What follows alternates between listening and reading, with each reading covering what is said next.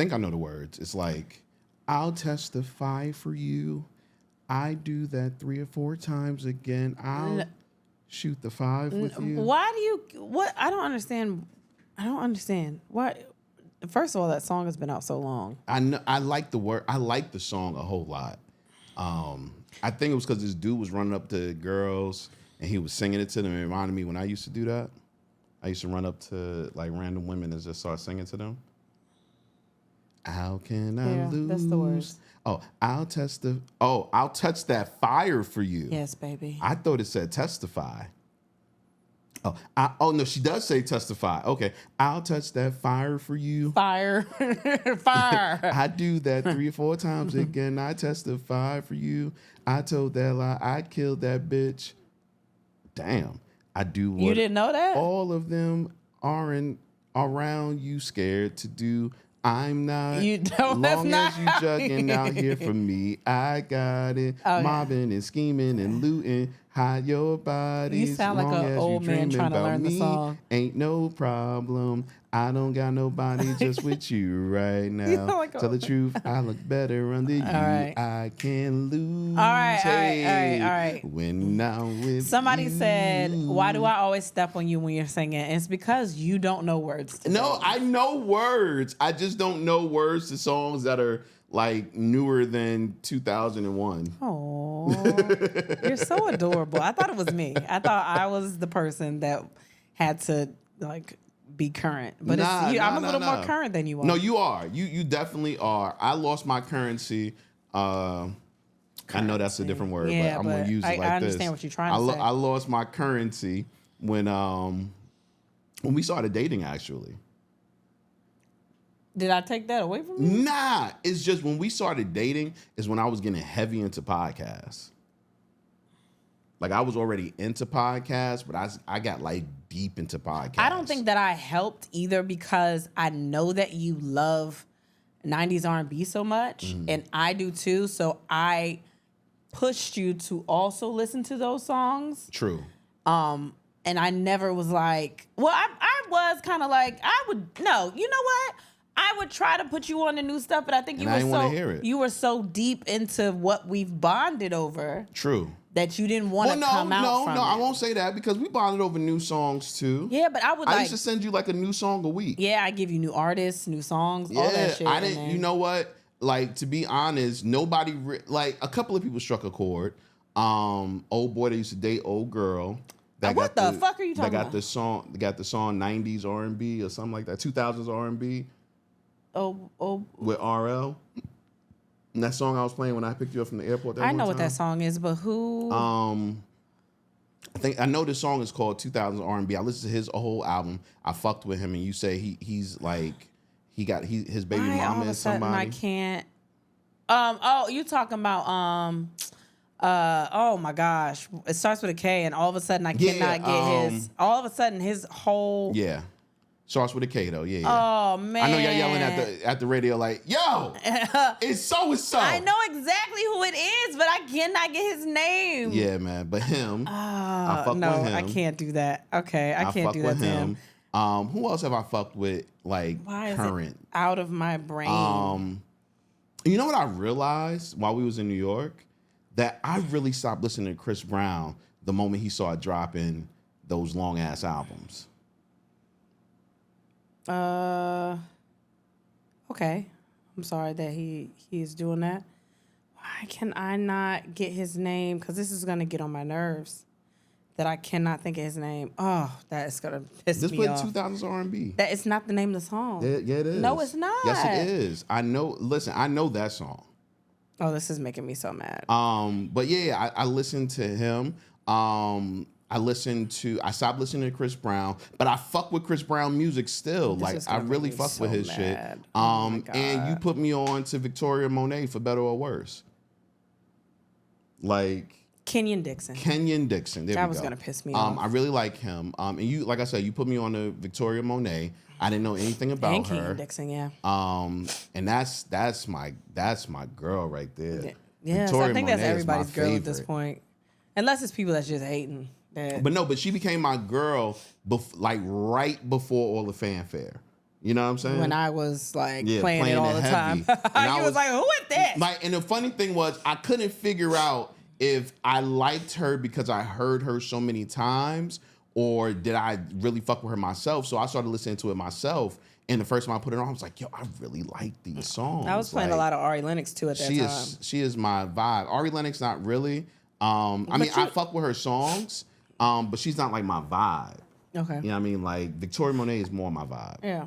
Yeah. You know what I mean? But I'm not as closed off to new music as I once was. Like 2 years ago, I didn't want to hear nothing new. It's just got to be somebody that jumps out to me that I'm like, okay, like that I can. But Victoria Monet's been out for a while. Yeah, I didn't know that. It's you have to jump out to me. I don't just listen to everything. We've talked about my disdain for not disdain. I don't hate it. I understand what it's used for. What? But like the Futures and Amigos and all that shit. Like I fuck with that shit. I mean, casually. I do, yeah.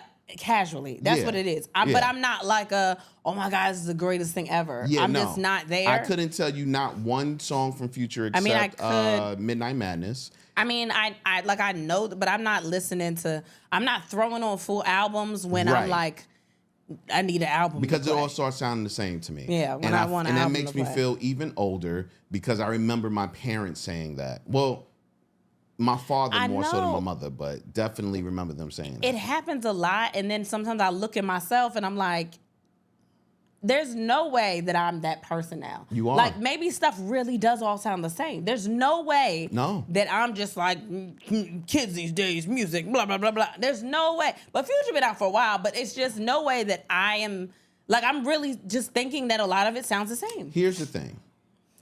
I think, yes, all of the music sounds the same. Yes.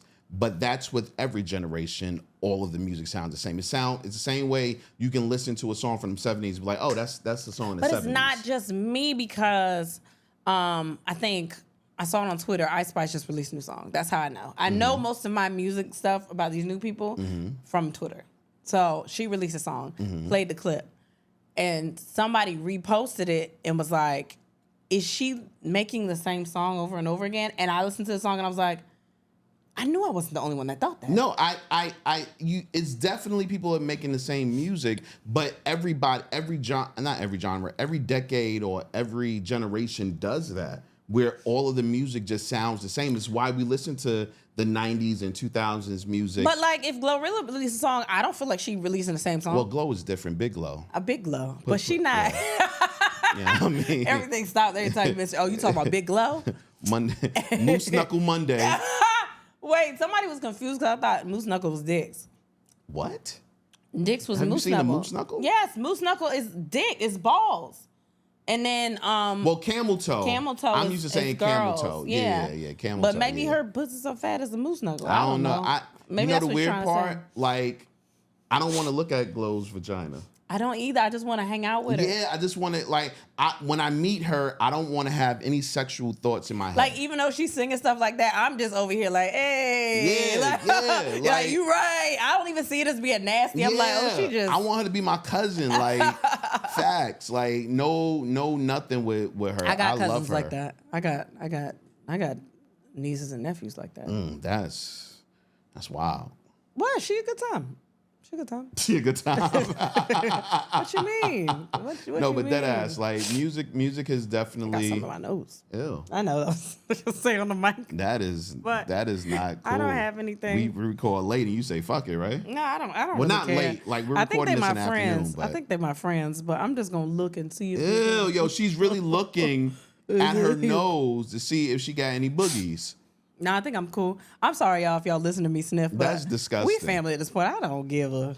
That is fucking disgusting, man. You want to start the show? Oh, yeah. I forgot we didn't do that. All right. It's J-Rod. Kristen Sivills. And then we the podcast, the fastest growing podcast in San Antonio. Hey. Somebody said, do the bomb. Go ahead. Man, it's weird when it's silence and then you do a bomb. Drop that bomb. Okay. That's how it is. Okay.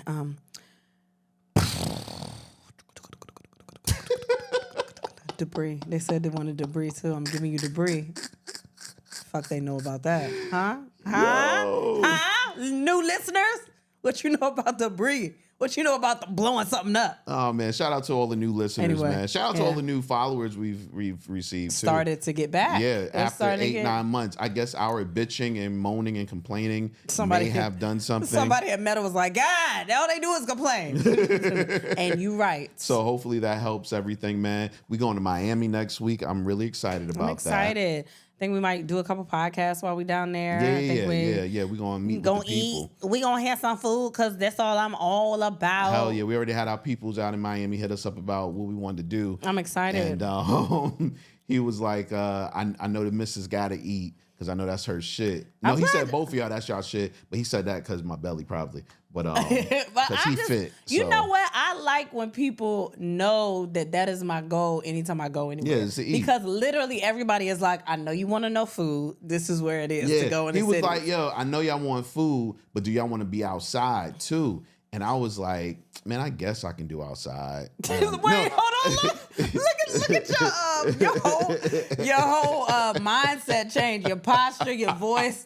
Man, I mean, I could go outside. Yeah, that's exactly what I said. I said I could go outside for a little bit of outside. Yeah, he probably heard it the way you just said it. And it was through text. If I read it, it would have been like, man, I mean, I could go outside. Because he always think he gonna go somewhere and then he get there, he be like, man, this bed crazy. But the crazy part was he was like, yo, we don't go outside either, so don't worry about it, man. We like to eat. So it's just gonna be a whole bunch of niggas going out talking about, yeah, we lit. We lit in the restaurant. We'll sleep. Yeah, I mean, sleep in the corner of a club, of a bar. Nah. I mean, but you know what though? I do want to do something. I hate y'all, yo. I can maybe do maybe a strip club. Why are we like this? Because I know why I'm like this. You don't want me to talk about it, so what do you want me to say? That's not even what I was going to say. I was going to talk about what I told you earlier, man. Oh, okay, we can talk about that. I know why I'm like this. I don't want to get there yet. Because we going to get there in a minute, but right now we still up. Oh, okay, whatever. I feel like that's serious. Anyway, that's not serious. It's not. Listen, guys, I found out today that my testosterone is low, and I've been trying to figure out why my titties been sagging, and I guess that's it. Oh. Yeah, man. Testosterone is low. Because I was telling my doctor, I went to the doctor yesterday, and I was telling him all of the things that's been going on, and he was like, you know what, I'm going to test your testosterone. And he hit me up this morning like, yeah, that shit low, B. He didn't say that. He didn't say that. He don't even like you, so he didn't talk to you. Middle-aged white man, he definitely didn't say that. He didn't talk to you in no familiar way. I could tell by, the way he texts me that it was like, yo, B, yo, Mo. You done. Oh, this nigga goes to the Bronx one weekend. Now he's saying Mo. Yo, Mo. I'm sick of this shit. I miss Mo. Do you know when I first moved to Virginia, my nickname, my street name was Scotty Mo.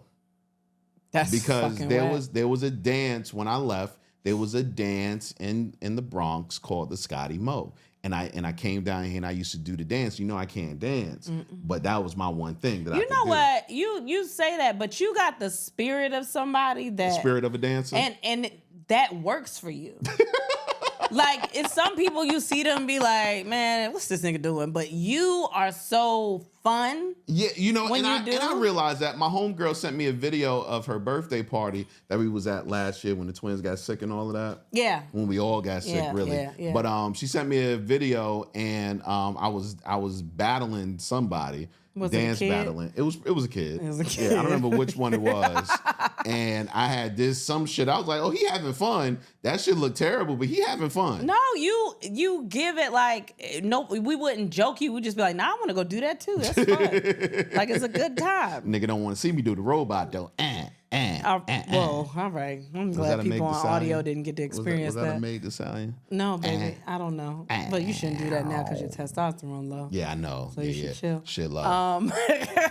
Low T. Yeah, but I do want to go out in some of these places. Like, we've been to Hartford a couple of times. I don't know what there is in Hartford. We've only been to Hartford once. We've been to Hartford more than once. No. Yes, we have. Really? No, we've been to Hartford more than once. Exactly. You are right. We've been twice. You're right. And I don't know what you do in Hartford. I have no idea. I know I've been to Boston. We've been to Boston once for the podcast, and then I've been for stand up. But I heard Boston lit. I just don't know what to do in these places that we go to. Listen, we in Boston at 26, and I heard it's lit. So let us know what to do. And I don't care what nobody says. Like, I want to go out every time we go to a different city. And I know people don't think I want to go out. But last couple of times, I was like, yo, let's go somewhere. And you... No, nigga. It was one night out of the last 3 times we were out on the road. There was one night where I said, I can't do it. I'm tired. It was like the first, when we were like, yo, we got to start going out. We were both like, and yeah. And then I was like, all right, let's go. Night. But then the next night after the show, we were supposed to go out. We always end up tired. No, but I had drove. Yeah. You forget that.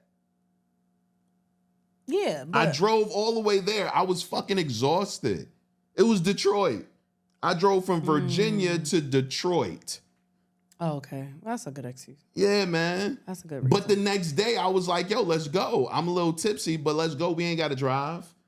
And you was like, all I want to do is go into bed and cuddle. Did I say that? Hell yeah. As soon as we get into bed, she fall right to sleep. I'm like, nigga. You could have still cuddled me, though. I wasn't cuddling you. I watched Creed. Oh, Creed 3. You did do that. Okay. Yeah. Well, I do want to go out in some of these places, especially Miami. I mean, we went out last time we was in Miami. I don't know if we can go to another strip club because we always come back with gifts. But we should. I don't know. I want to eat. I want to have good food. Yeah, and I'm sure they'll put us in the right direction to good food. We're gonna do a lot, and I'm sure Miami is not going to be a problem. As far as finding things to do, because like you said, we're doing 2 podcasts while we're out there. I'm sure we're going to hit the beach at some point. I haven't jet skied in so long. And I've never jet skied ever. Yeah, I mean, so we can definitely do that. I wanted to do that. Nothing. I was just saying words on the side. Oh, okay, whatever. Yeah. Well, we'll figure out something. I'm like a background singer. I do want to say, I guess we're here at the top and we're just talking about things. A date, because we're not announcing, like, we're not doing the tour day part yet, but I just want to say this. A date that people have been asking about is set, but the tickets are not on sale. So I just wanted to throw that out there, that everyone that has been asking about Vegas, just know it's in October and to stay tuned. When tickets go on sale and all of that stuff happens, you'll be the first to know. But everyone has been asking me about Vegas, and with all the people that's been asking, y'all better fucking show up. No, it's show up. I believe it's been so many people asking. So, before we get to how your day was, I did want to bring something up though. I realized something a couple of days ago. We were in the car and we were talking. Facebook is depressing as fuck. Yeah, it is. Facebook is one of the most depressing places, and not only is it depressing, but it showed me a lot about you. It showed me that you're getting old, man. What are you talking about? Because on Facebook, it seems like only thing people talk about is death and sickness.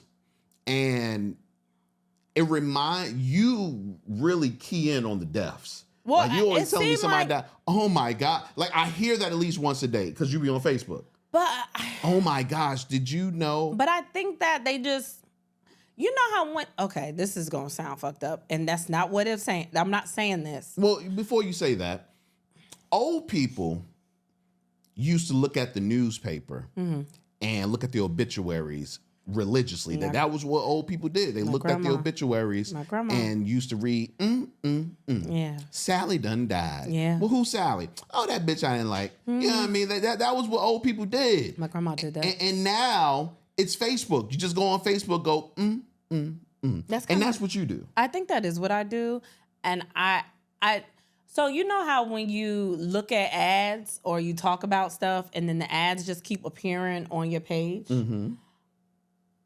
I feel like my timeline is targeted to the people that have died. Like I think they all show up. Am I supposed to be laughing about that? I don't know. That's why I said I don't mean it like that. But I think like it's like a targeted ad. Because they know you look at it. It shows up at the top of my thing. Like I open it up and it's like, guess who died? And then, you know, I got ADHD. I figure if it's nobody I know, I'm going to go into a rabbit hole. I go to their page. I look at their last post. I go to try to figure everything out just because I'm nosy. But it's not that I'm like, I'm sad about it, but I go down a rabbit hole once I see it. Wow. And I think it knows because I don't know, it's like a targeted ad for me. That is sad. It is very sad. That is sad. I don't know why that happens, but because you are getting old, and for some reason, old people like to know about other people who perished before them. No, you know what? When people pass, I like to know how they pass, but it's because I want to know if it's something avoidable for me, and I know that seems I don't know how to explain it. If it's something like, if it's like a whole bunch of heart attacks or a whole bunch of like what is happening, I almost deep like go into what it was. Like, was it a sickness? Were they somewhere they shouldn't have been? Like, what was it? Because I'm way too aware of my body, and I'm also like a hypochondriac a little bit. So like when something hurts or something, I'm like, oh my God, and I spiral and try to figure out. Yeah. So that's almost what it is, I think. That sucks. It's not good. I didn't say it was like fun. No, I mean it just sucks for you. And it's crazy because we're gonna need another battery. Oh my God, what? No, I'm just looking at the time. Oh. No, and it's crazy because I used to feel like people are dying quickly. I've come to it. I understand it now. But it's not people are dying, more prevalently or anything like that. It's not. It's just it's in our faces 24/7 when you have things like social media, especially Facebook. Before you would just kind of hear about it, and you might not get the call that somebody died. Right. You know what I mean? Like it might be somebody you know, but they might not call you. Yeah, because you might not hear about it. Yeah. For like 2, 3, 4 months, maybe not even till like next year. And it's like, you don't want to think about, but I mean, we're getting older. Yeah. Like people start to die around, these ages. Like you're getting older, so you're going to see it more often than you did when you were younger. So when people are like, everybody dying and all this, and I'm like, I don't think people been dying. You just happen to know more people also because you're on social media. Yeah, exactly. And it's like what social media does is it connects you with people, and it's the what do they call it? 6 degrees of separation. Yeah, it's the same thing where they might know somebody that you kind of know of. Yeah, you know what I mean. So they're saying R.I.P. and even if you didn't really know the person,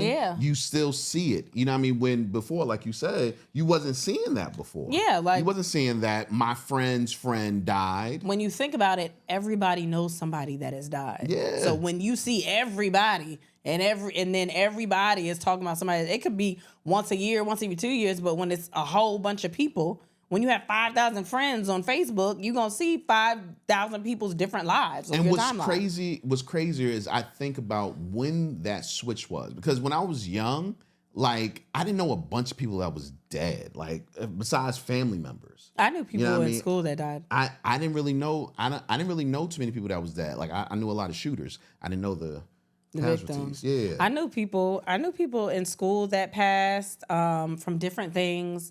The first person in school that passed that I like actually knew was you, because they thought that you had died. Shut up. They did. They thought I got shot, but whatever. It was a car accident. But it was a girl that I went to. I believe we were in elementary school and middle school, I believe, but in high school, I think after we graduated, she passed. But it was natural causes. And that's the first time I was like, oh my gosh. Like, you naturally died at 18? No, I mean, if you have sicknesses. Yeah, that's what I'm saying. Like, that probably went through your mind. You don't think about it. And then you're like, no, people live lives. Like, everybody's different. Yeah. That was the first one that really like shook me. Like, wow, oh my God, I cannot believe this. I get that. And then a guy passed that was in my neighborhood that used to come over my house all the time. Was cool with my brother and stuff. I mean, me too. But and I had like an autograph wall in my room where I used to have people come in and sign my wall, and I had autographs. Like it was. Shut up! Why you hate everything I did? I had a childhood, not you. This nigga was trying to run a comedy club at 14. Oh shit! You know what makes me sad is that my walls were filled with like everybody signed my wall when they came over. Wow! I had so many names, but he had signed my wall too. You know what that is, right? What? That is money. Is it? Yeah, because I mean, your parents owned the house because they could write on the walls. Yeah, you know man, we did. We painted right over it. Yeah, exactly. They painted over it, though. We couldn't do that. We couldn't do that. All my walls was purple, if we being honest. That's wild. I had one wall, so this specific wall, I had like graffitied my name on there and put like handprints and stuff. So it was like my signature wall. Who did the graffiti? It was me. You know how to do graffiti? It's fine. So I had, and then everyone came to my house and they would sign my wall. And I had so many names on my wall. Like, I think I still have a picture of it somewhere. Mm-hmm. But yeah, he had signed my wall not that long. Well, no, probably not that long before he had passed. Wow. So like things like that, I'm like, oh my God. Like that's when death was like really, really like, because family, it's like, I don't know why, for some reason, you're like, family can pass. Yeah, like, oh, them niggas died. That's what happens. Like, I don't know why, but then when it's like friends, it's weird to you. Yeah, because they're growing up with you. Yeah. So, yeah. Oh, man. This was depressing. Weird. Okay, sorry. Sorry this happened at the top. Yeah. Yeah, but... I was trying to make it fun, but, you know. I mean, it got weird. Yeah, because you started getting deep with it. No, I was just talking about my autograph wall, and now you mad because you ain't know I could do graffiti. Okay. Didn't know I could break dance, too. All right. All the elements, nigga. All right. Come on. Breaking was after me. That was my biopic. How was your week, man? How was my week? Had a long week. Had a long week. First we went to New York. Mm-hmm. We had our shows in New York. Shout out to everybody that came to New York. We had a good time. First of all, the comics that came through, people that come and just support. What I love about New York is that people do come through and just support. They're not on the show. They're not doing shit. They just come out. Even though we made them get on the show. Nico White's one of them. Nico White, who we love to death. He always comes. And we asked him to just hang out. Yeah. And we were supposed to have another guest spot, and the guest spot didn't show up, and Nico was there, and I was like, nigga, you knew you was going to get on stage. She was like, no, I didn't. I would just come in and just hang out. Shut the fuck up and get on stage. Damn. Our boy Akeem Woods was there as well. He came through and did a spot, too. But that's why I love going to New York, though. That's why I said they just come and they just come show love. Yeah. And it feels like New York feels like our comedy family, or at least our second comedy family. Which is so weird because we're not. You weren't in the New York comedy scene, right? And it's just like. But I was around it for so long. Yeah, well, but the scene you was around is a little different than not regular. Really, nigga. Yes, it is. Not really. You was around SNL niggas. No, I'm not even talking. I'm talking about when he was just doing, because he was doing stand up that whole time. Okay, cool. So we would go. How do you think I met them? Yeah, but it's not the same. Because where was he on the lineup? What are you talking about? Whatever, man. I was hanging with the headliner. It's like we were in the scene. We were at open mics. Shut the fuck up. So, but it is. We do know a lot of comics that are like family to us that just feel like, oh, this is comfortable. Yeah. There were a lot of comics that just came to just hang out, whatever. But we had a really good time. We met our meet and greet. Like, I feel like at that one we met some of the most like dedicated people. Like I appreciate everybody that listens, but like something about that, the crowd for the meet and greet, everybody was just like, yo, I've been invested since this long. It was a lot of new people that had never been there. New people. That enjoyed themselves. Like we had a really good time. So shout out to everybody in New York. Fam came through. I didn't get to hang out with my uncle, but go ahead. Yeah, no, we didn't. We didn't do anything. We cousins and everything came. We didn't take no pictures. It was like we weren't even there. But yeah, we stayed with family. We did a little bit of everything. So this is what pissed me off, right? So we drove to New York, right? New York's we in Virginia. It's not far or whatever. And halfway there, he goes, I got a surprise for you. First of all, what the fuck are you talking about? I got a surprise for you. What do you mean you have a surprise for me? Don't worry about it. I got a surprise. And I'm pissed because, first of all, don't ever tell me you have a surprise. If you want to surprise me, just do it. But then I was like, all right, now I know. But if it's me, I'm going to forget eventually, so I'm not worried about it. He reminds me every 2 hours. Man, I can't wait till you get a surprise. Shut up. Wasn't every 2 hours, like every 6. That surprise is going to be crazy. Shut up. Stop saying stuff. So the whole time, it's just, and it's not even the next day. I'm like, is it today? No, it's going to be, we got to stay an extra day because it's going to be on Sunday. Was it Sunday? Saturday. Saturday. And so I have to wait all of these days. And I'm just like, why would you tell me this? Like, I'm so mad. And we stayed in the city or whatever. And he gave me a clue. And he was like, the clue is Michael Jackson. And I was like, what are you talking about? But you got to understand, my clue for everything is Michael Jackson. What? It is. For everything? For everything, Michael Jackson. How can you relate Michael Jackson to everything? Michael Jackson was an icon, baby. So if I'm like, the clue is I'm going to get apple pie, how do you relate that to Michael Jackson? Michael Jackson, apple pie. Give me a second. I'll get back. Oh, apples are red. Thriller video. He wore a red jacket. Red jacket. And red pants. Mm-hmm. Also, in the Leave Me Alone video, there was apple pie. All right. Well, I forgot to say that we also went to Pennsylvania. Mm-hmm. And we went to the Justin Timberlake concert. Mm-hmm. Our boy's a DJ. We just went there. Shout out Andrew Heights. Yeah, we went there for the day. 30,000 people out there. 40,000 was the final count. Yeah. And what's crazy to me is before that, everybody was like, man, his tickets ain't selling. Ain't nobody coming to the shows. And I was looking around like, who are they talking about? It was wild. This shit was crazy. So we did that. So yeah, he says Michael Jackson. Mind you, I'm really, really good at solving puzzles. I have really good clues. I have really good ways of connecting things. And you said Michael Jackson. So I looked, what was the first thing that I thought of? You thought it was... Did I think Janet? So the very first thing I thought was Janet. Okay. The very first thing I thought was Janet. I Googled Janet. The very first thing I thought was This Is It. Because there's a Broadway show. Oh, yeah. For Michael Jackson called This Is It. Mm-hmm. And he was like, man, that should have been it because you was really excited about that. That wasn't it either. So I was like, maybe it's Janet. So I start Googling Janet and when she's going to be in New York.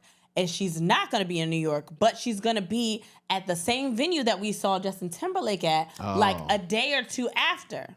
So I thought maybe Janet, but I was like, there's no way he's going back to Pennsylvania. No way at all. To see Janet. So it can't be Janet. Then I'm on Facebook, I'm scrolling, and you know how you get those targeted ads, right? And I keep getting an SWV ad. And for the human escape, nature. Yeah, for the human nature, for the escape tour and whatever else. And my mind goes, oh, because your second clue was legendary, and I was like, okay, escape, SWV, they legends, human nature, SWV, Coco. Maybe it's them, and this ad keeps coming up. Also, we know DJ A1, so of course we're going to see Escape and SWV. I look, these niggas not going to be nowhere near New York. I want to say they were in Texas that day, and I was like, you know what, fuck it. I don't know. I have no clue. When we get outside, he's like, all right, we about to go there. We stand in the city, and I'm still stupid because I'm like, he turned down This Is It, so it's not anything like that. So I don't know what it is now. We're walking, we stop, go get something to eat. And he says we have to be there at 2 o'clock in the afternoon. And I'm like, what the fuck is going on at 2 o'clock in the afternoon? Like I could not place it. And then we turn a corner and we're just walking. He won't tell me where we're walking. And all of a sudden I see The Wiz just right there. And I was like, oh my God, I know what it is. He was like, what is that? I was like, oh my God. Oh my God. Are we going to see The Wiz? He was like, no. Shut up. Yes, we are. Because there's no way you would have me walking anywhere farther than where The Wiz is right now. And I just started losing my mind. I was like, oh my God. I had pizza in my hand. I had to hurry up and eat my pizza. I want to be on time. I didn't want to be late. So we got in there, and we got in there super early, and we were in the line, and we were taking pictures and all that shit, and we went and saw The Wiz, and I was very excited. It was my very first Broadway show. We had just talked about The Wiz because, you know, they've been having the viral clips of them singing songs to the soundtrack. I was just listening to the soundtrack, like, right before we left. I'm a big Broadway person anyway, but I've never been to a Broadway show.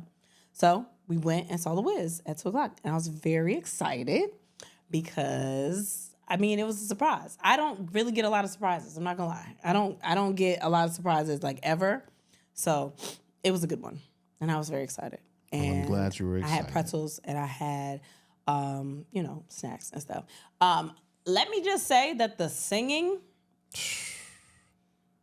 nigga, I feel like that's what they were showcasing. I think it was mostly the singing because I liked the play and I enjoyed it, but I know that I enjoyed the singing more. Mm-hmm. They didn't have the girl, I believe her name is Nichelle Lewis, that plays Dorothy. She's also from Virginia, apparently. They didn't have her that day. They had a understudy, and I believe her name was Mariah Little. And she was great. She was really, really good. But that damn lion, of course Avery Wilson, because he's Avery Wilson. But that damn lion, I think his name is Kyle Freeman. Yeah. Fucking phenomenal. That damn Deborah Cox. Listen. She started throwing out them "How did you get here" vocals. Because she had to let you know she was Deborah. They added a song at the end because it was Deborah. They was like, we can't just let Deborah Cox sing one song. We got to add a Deborah Cox song. Listen. And she looked incredible. Also, Melody Betts. She plays the aunt in the beginning and Eveline, the bad witch. My gosh. I think she did Don't Nobody Bring Me No Bad News. Don't Bring Me No Bad News or whatever. And when that song was the showstopper of the entire fucking thing. Yeah. She sang the shit out of that song. Like, oh my gosh. So if you haven't, they also just released The Tiny Desk. After all this, we done seen it, everything shit showing up on my timeline, whatever. They released The Tiny Desk today, and I just watched that, and it's so good. So I think that was our week. Yeah, I think, right? Nah, Did anything else happen? Yeah, of course something else happened, man. Well, first of all, New York was a amazing trip. Mm-hmm. Yeah. Okay, you can go ahead and tell some more. Yeah. New York was an amazing trip. Loved it. And so originally we were only supposed to go up there for 2 days. We were supposed to go up there one day just to get up there. Then the next day we were going to see Justin Timberlake. Then the next day was a show, and we were going to leave out, either that night or the morning following. Mm-hmm. But right before we left is when I was like, yo, you know what? It'd be super dope if I could take her to go see The Wiz. So I looked it up, got the tickets, whatever the case may be, which basically my idea from that point on was like, all right, we're going to go see The Wiz. We'll get out like around 4 or 5 o'clock, and we just head back home. But while we were there... Yeah. It was serendipitous, really, because my sister says, because we were staying with my sister for a couple of days, she goes, back home, back on the block, from where we both grew up, she was like, they're doing like a rosé bowl, and I was like, a rosé bowl? What the fuck is that? And as soon as she says it, my man's from like way back in the day, like I grew up with him. He was like my best friend growing up. He sends me the same flyer for what my sister's talking about. So basically it was like, Did he know you were in town? Yeah, he knew I was in town because he asked about the show and everything. Okay.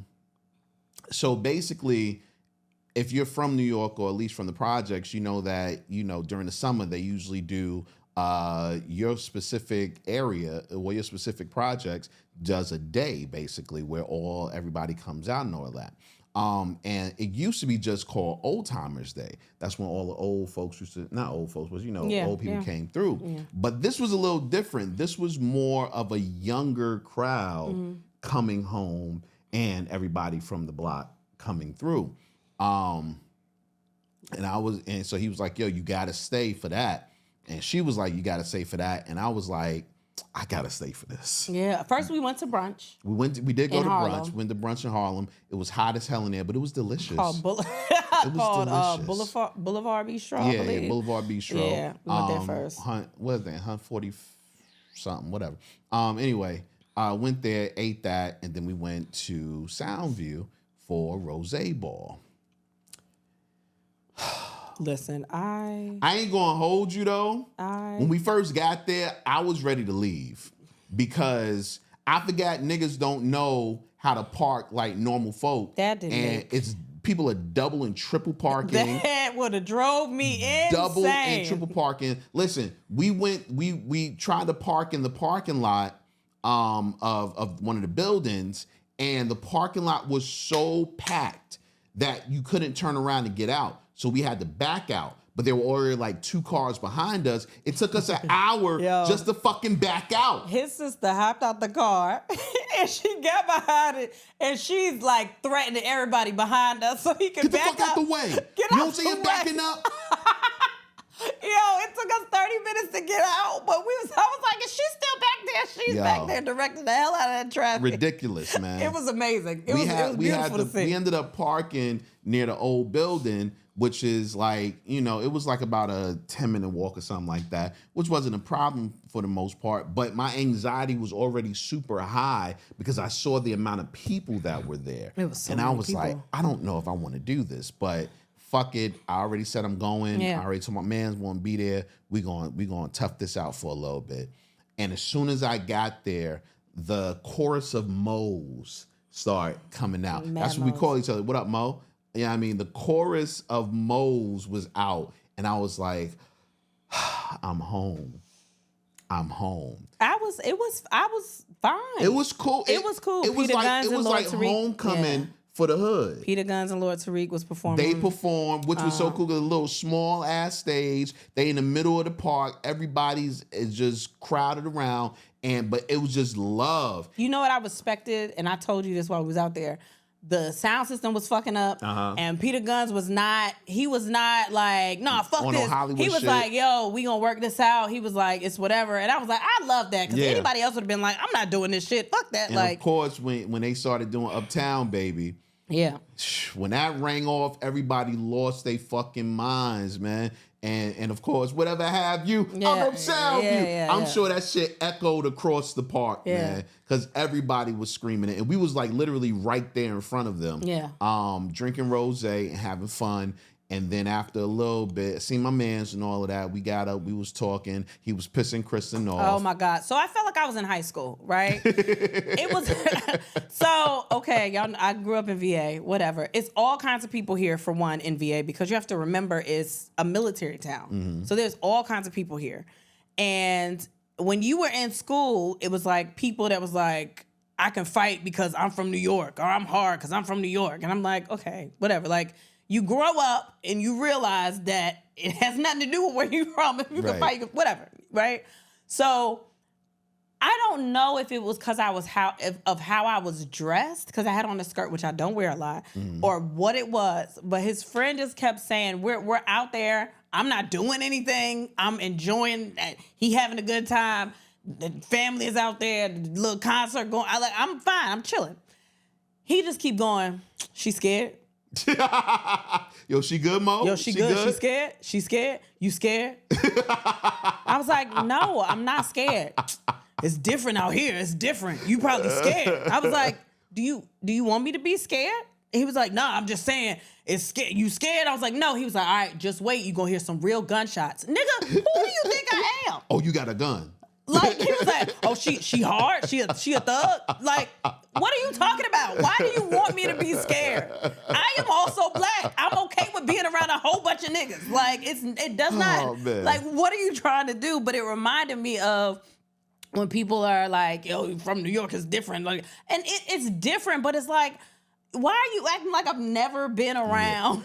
Well, what I do know is that he has family in Virginia as well, but they're not in this part of Virginia. Yeah, I was like, it's different parts of different places. Like, but most people feel like that though. But he just kept I'm just looking around, but mostly because I don't know anybody. Right. So I'm not, and y'all know, I'm not just hey, like, I don't talk to everybody. I just kind of keep to myself, but I'm just looking. I don't look scared. I don't look nothing. He was just like, nah, she's scared. She's scared. He just kept saying it in my ear. You scared?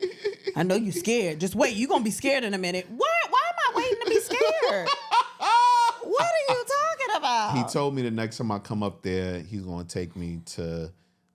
he's gonna take me all around and say, yo, I run the cities, man. You know what I'm saying? I run the cities. You know what I mean? Like, and that's fine. He could run the city and stuff, but I was just like, yo, I'm a grown up. Yeah. Why are you talking to me like that? But I'm gonna take you here. I'm gonna take you there. I wasn't super pissed. I was just like, okay, maybe, he just whatever. But Yeah. That reminded me of that. But it was a good time all in all, man. Really enjoyed New York, man. Really enjoyed being home. Oh, nope. I got one more thing to add. I'm sorry. I keep cutting you off. But it's been an ongoing debate in my inbox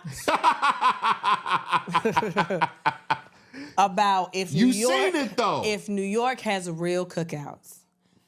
Right? We've been talking about it. I said, I'm not saying that you don't have cookouts. My concern, as everyone knows, is the food as good as a Southern cookout?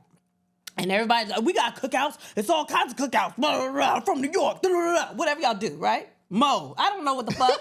Anyway, and so these niggas have been in my inbox, like going back and forth with me about it. And I went to this cookout, and your sister was like, see, we got cookouts. I'm like, this is cheating. Nigga, Peter Guns and Lord Tariq are not at regular cookouts. It's also not 1,000 people at a regular cookout. I'm talking about a regular fucking cookout. Like, this is cheating. But that's there was cookouts everywhere, though. It was the 4th of July weekend. But did the food smell from far away like it does when you in the South? Yes. No, it didn't. All you smell is charcoal anyway. It's not. No, you don't. See, that's what I'm talking about. It's specific seasoning sometimes that be in that coal and that smoke. Whatever, You know what I watched today? I watched somebody on Facebook season their coal. Matter of fact, I think Kev might have posted it. She seasoned her coal and put some onions in it and stuff before she smoked her food. That's okay. That's insane. But also, that sounds like some shit that somebody from like Georgia or you know what I mean? I get it. All right, but whatever. So y'all still ain't proved shit to me. Y'all still ain't got shit. Whatever, yo. It's time for my favorite part of the show. Bitches love lists. Yeah, man. Today's list is the top 6 things that should be a sport. These are the things that aren't a sport, but if it was, it's Olympic time. We're getting close to Olympic time. Yeah, that's what they say. And if they put these as an Olympic sport, not only would you be an athlete, but hopefully you would win. Some of these you might not, though. Top 6 things that should be a sport. You know what yours are? You want to start? You want me to start? What's up? What you want to start? Or you want me to start? What do you want? It don't matter. Why don't you go first? Okay. Top 6 things that should be a sport. Number 6, getting off the phone with someone who talks a lot. Really? That should be a sport. Why? Because that shit is hard as hell. Yeah. And it's usually the family member that doesn't want to keep you on. Okay. This feels specific. Go ahead. Because I know people be listening, but it's all right. Speak your truth, King. So my sister. I didn't say it. It wasn't me. My sister was. I love my sister to death, man. I love her too. Every time I call her for one thing, I know we're going to be on the phone for 15 things. And no matter how many times I say I'm about to go is not an exit line for her. Yeah. Because she will go and go. She goes so much that you will forget what you said to get off the phone. Oh. Case in point, before we went to New York, she was like, hit me up when you are an hour out of the city. And I know that I told her, so I'm going to hit you up when I'm an hour out the city. Because is usually my comma. Yeah. I'm about to go. I'm going to talk to you later. But she talked to me for another 30 minutes that day. Mm-hmm. And I totally forgot that I was supposed to call her. That's what happened. Hour out of the city. Okay. But it's not just her. There's so many people like this. It's a lot of people that call your phone that you look and you be like, all right. It seems like the people that I'm closest to. Oh, they love you. Talk the most. Oh, they love it. And it's like literally sometimes I don't answer the phone because I already know I got to have time allotted for this conversation to go on. Yeah. It's like I'm trying to get off the phone, but you don't understand I'm trying to get off the phone. So fuck it. I'm going to just stay on the phone and listen to whatever it is that's on your heart. All right. So what I'm hearing is that you are not a good athlete because apparently I suck at this. You get locked up in these situations. Oh, I'm not even getting bronze. Oh, you're not. I'm not even getting bronze. You mention it. I'm done. If we being honest, I'm done. I'm surprised I made the Olympics. You just got it. You barely got a uniform. Yeah, exactly. They don't even say USA, it's just you. You know, say practice squad. You always say practice squad on it. Okay. Number 5, the top 6 things that should be a sport. Number 5. Getting kids out of the house for school. I don't know if anybody else feels this for me. And some of it might be my fault, but a lot of the times, especially with one of the twins, he liked to sleep. He liked to take his time when he put his shoes on. He liked to just take his time when he eating his breakfast. He liked to have conversations before he about to brush his teeth. There's always just a lot of things going on that causes them to stay in the house longer. But also with the speed of just, if you have multiple kids, packing them up, making sure they got all their shit, making sure their shoes is on, making sure that they went to the bathroom, that they don't stink, that they took showers and they did all the things. Like, I think that it should be levels for 4 kids, 3 kids, 2 kids. You know what I mean? Right. And just how fast you can get them out. Get them out the house. One day, me and you should just do it. You should do it one day, and then I'll do it the next day. I'm going to win. Time ourselves. I don't think that's going to happen. Because I don't care about certain things. You didn't brush your teeth, fuck it. Just don't talk to my face. That's the problem. You have to do all of the events, baby. You got to do everything. Listen, I'm trying to win. I'm trying to win. But then you have to complete all of the tasks. Getting across the finish line is the objective. Okay. I'm going to get across the finish line, which is the door. No, you sound like you take steroids. You be cheating. That's a cheat. That's a cheat. These are the top 6 things that should be a sport. Number 4 would be putting together something without directions. I don't know what it is about directions that piss me off. But you can't read. That's fine. I don't know what they taught you at, that school you went to. But I feel that as long as there's a picture on the box, I can put this shit together.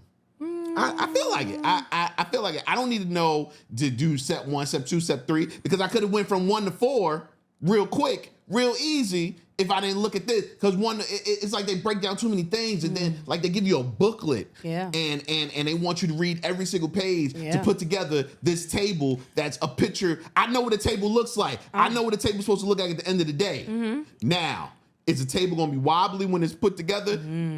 It remains to be seen. But I don't need no directions. I can put it together without directions. Yeah. Should be a sport. I'm amazing at it. Gold medal all the way. Yeah, I think you put one of the twins' beds together without directions because that shit keep falling apart. And I think that is because you are impatient. Also, practice squad. Great. You're doing good. You're doing a great job. I don't think I like you. All right, well, the baby don't like you either because his bed keep falling apart. Daddy. Now. These are the top 6 things that should be a sport. We had number 3. Making excuses to get out of work. I think that should be a sport. I think I'm really good at it. When I had a job, like a regular, just 9 to 5, I would use all kinds of things. And I'm not ashamed to say it, I would use being black a lot because I work with all white people. Wait, what? So one that I used that was really good, but this one was a real one. This was a real one. So the night before, I had started braiding my hair, right? And I worked in the office. I started braiding my hair, but I didn't finish, and I needed more packs of hair.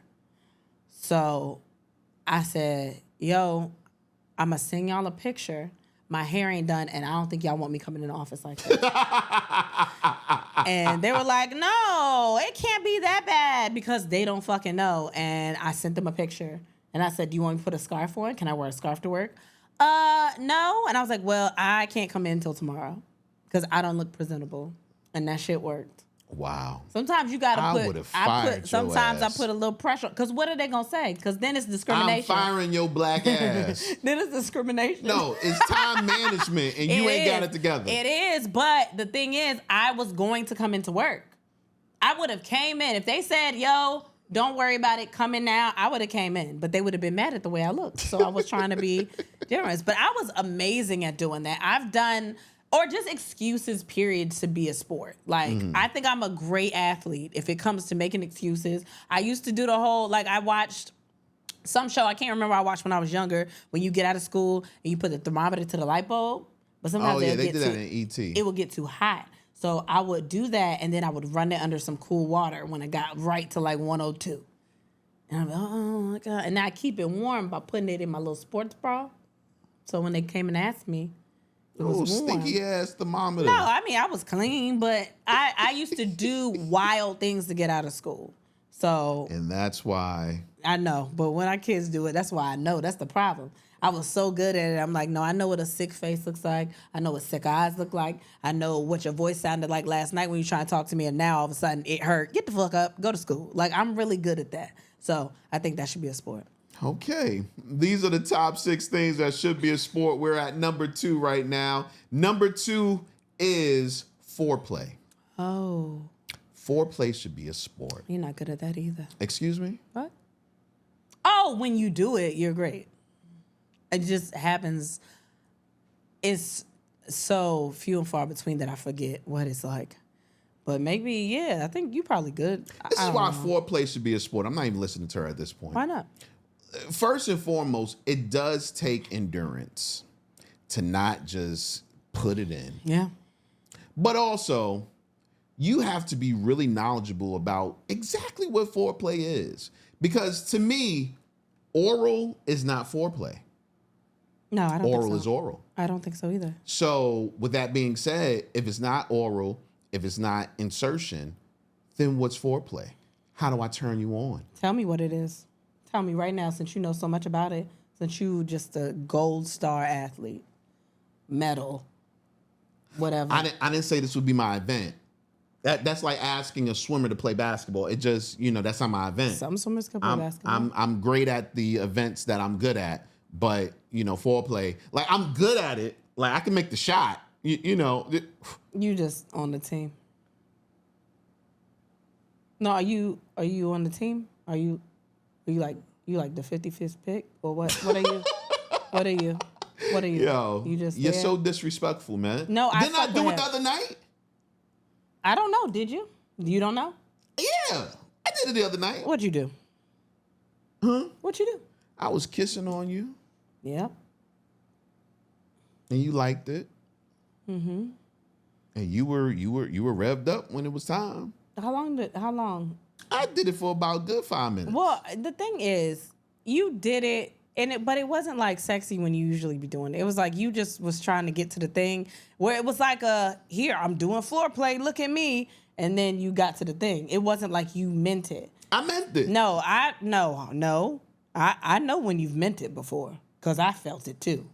But that felt like I'm doing it, so you can't say I don't do it. It just felt more like I didn't put my penis in yet, so this is foreplay. That's what it felt like. But obviously, once the penis gets in, I'm gonna enjoy it. That doesn't mean you rev me up with what you did before. That means, it's in and I like this. Nah, here's the problem, okay? You can't say that I don't do it, and then when I do it, you say that I didn't do it well. No, because I've seen you do it and feel it. I know what that's like. I was feeling it, but I didn't want to do it like the other night, and I was just like, forget about it. Let me just do it. So she said. So that's what I'm saying. Did you hear what you just said? You just did it because you didn't want to do it. But why should I have to want to do it? That's not what I'm saying. Wanting to do it and doing it that's what I'm should saying. Not be the same thing. And that's fine. That's okay. That's probably how Jordan's son felt when he had to play basketball. What? I feel like he didn't really want to do it, but he did it because you got to do it. No. Because when I do something, I'm the Michael Jordan of that bitch. So what happened? What happened? I don't know. Okay, so I didn't know it was bad. What I'm saying, I didn't say it was bad. But you acting like I just knew that you didn't really care about it. You just did it to do it. When you care about it, I care too. You hear me? I be caring like fuck. If you do something, I think this is how you test the temperature. Don't touch me. You know how people touch like Gordon Ramsay? Do you feel stupid hitting yourself? Leave me alone. So you know how Gordon Ramsay will touch a steak and he can feel the doneness of the steak if he touches it? You know that I'm ready when you touch me in a certain place and I like shut her away, like, oh, because my whole body is inflamed. Because you have done all the things that you need to do to get me ready. Do you hear what I'm saying? I don't know. All I need is the marinade. I don't know nothing about We put the marinade in after it's cooked. Do you hear what I'm saying? The Tonys. After it's cooked, we put the marinade in. Whatever, man. These are the top 6 things that should be a sport. We are at number 1. What is it? I think taking your clothes off to have sex should be a sport, just in speed. I think it's cool. Maybe to we can test take it off out. fastest? Yeah. I think that's the thing. Like, I feel like you in the beginning you were good at taking bras off. I don't know if you're that good anymore. I don't know what happened. You had the same fingers you had when I first got here. You know what it is? It's the same fingers. You know what it is? What? I used to be in practice all the time, and now I'm rarely in practice. So maybe Well, it has nothing to do with what you think it has to do with. It's literally, I just take my bra off first because I'm tired of waiting on your ass. Not true. If I used to do it 2-3 times a day. And because I'm at a point where my titties just be hot. I just got to air the titties out. She come pre-done. It's just, I'm like, you know what? Fuck this. You can do the rest, but I got to take these titties out. These titties got to be out to dry.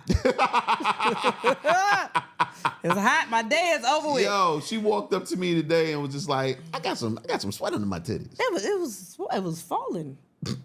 It was falling down my stomach.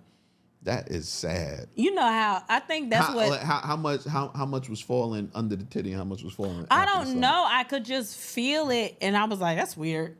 Like, I know it's not milk leaking, so what is going down, dribbling down my stomach like that? And it was sweat. Yeah, I think I've you need some Lumi. Nah, man. I feel sorry for her. We gotta say a prayer for her. We were just talking about that. Oh yeah. Because I don't. And this is not an ad, but Lumi deodorant. You know they do the all over deodorant. You can put it everywhere. The lady is out here doing infomercials like the dude that was doing it for the Shed Wow and all that other shit. But everybody taking her shit. Yeah, man. Dove got one now. Dove got one. Shea Moisture got one. Yeah. Everybody got it all over body shit. Yeah, man. I guess she out of business. Damn, she was killing I hope she had a patent. That's fucked. Yeah, I hope she sold that shit out. But anyway, like, I think now, you know how people, how do you know the kitchen is closed? Because it has clothes on it? No, it's not. No. How do you know the kitchen is closed? Like, when you go in the kitchen, usually we'll say the kitchen is closed, like if the lights is on and all that stuff. Right. I think that's what taking your bra off is like. What? Like, once I take my bra off, don't ask me to do shit else. Like, I'm just kitchen closed. I think that's what it is. That's fucking sad, man. It probably is. I don't know, man. Well, these have been the things that should be a sport. I know you got some answers out there, some things that should definitely be a sport. And if you do, put in the comments somewhere, whether you watch it on YouTube, listen to it on all of the different apps, or on Instagram, send a DM, whatever the case may be. Yeah. And we'll see what other things should be a sport. Or under the YouTube comments. Under the YouTube comments. There we go. I want you to look at that camera and talk for a second because I got to change the battery before the next segment because we've been talking. Damn. So what am I supposed to say? What do you want me to go through? I don't know. Just talk to them. This is weird. It's going to take like 2 minutes. Are you going to take like 2 minutes? Yeah, can you hand me the thing so I could get it? Ooh. What you need? No, you don't need this. Oh, okay. Yeah, you can give your answer. All right. All right. Y'all know I'm not used to doing things by myself. No one ever lets me be in charge of things. So the question of the day this week, I didn't even get to see it, so I don't really know the answers. This is my first time seeing them. You know the bedroom shenanigans is good if blank. What is me? What I don't know. You know the bedroom shenanigans are good if when I get out the bed I can't walk, which has happened. I've wobbled a little bit, or you just light on your feet. It's not that you can't walk, you just might need assistance. And that's happened where I've gotten out the bed and been like, oh, like, let me steady myself. I think that's a good one. I don't know. I'm going to get your answer when you come back. But I'm going to read some of these. Well, I can't read any of them. Why you don't want me to do stuff? What's wrong? I just trying to help. You don't want me to do anything. I like to do stuff by myself, too. What was the question? Question of the day. The bedroom shenanigans is good. Are good. Yeah, I put is good. I know you did. I'm sorry. I know you did. The bedroom shenanigans are good if, leg shake. You said leg shake. What the fuck? Yeah, a leg shake. Right, I can't put on chapstick. Yeah. When if my your legs, legs shake. Yeah, my legs. I've gotten out the bed and like couldn't get my composure. Or also like the little V or whatever where your legs meet. Where my legs meet my pussy. You know what I'm talking about? No. The little V. Sometimes that hurts. It feels stretched. That could also be because I'm out of shape. I don't know if other people feel that, so maybe it's just not me. I know the bedroom shenanigans are good if I fall asleep. Damn. If I fall asleep, it must be good all the time. What? It might also be that low testosterone. Go ahead, keep going. You gotta stop telling me things. I'm your wife, but I'm just trying to make your life lighter. No.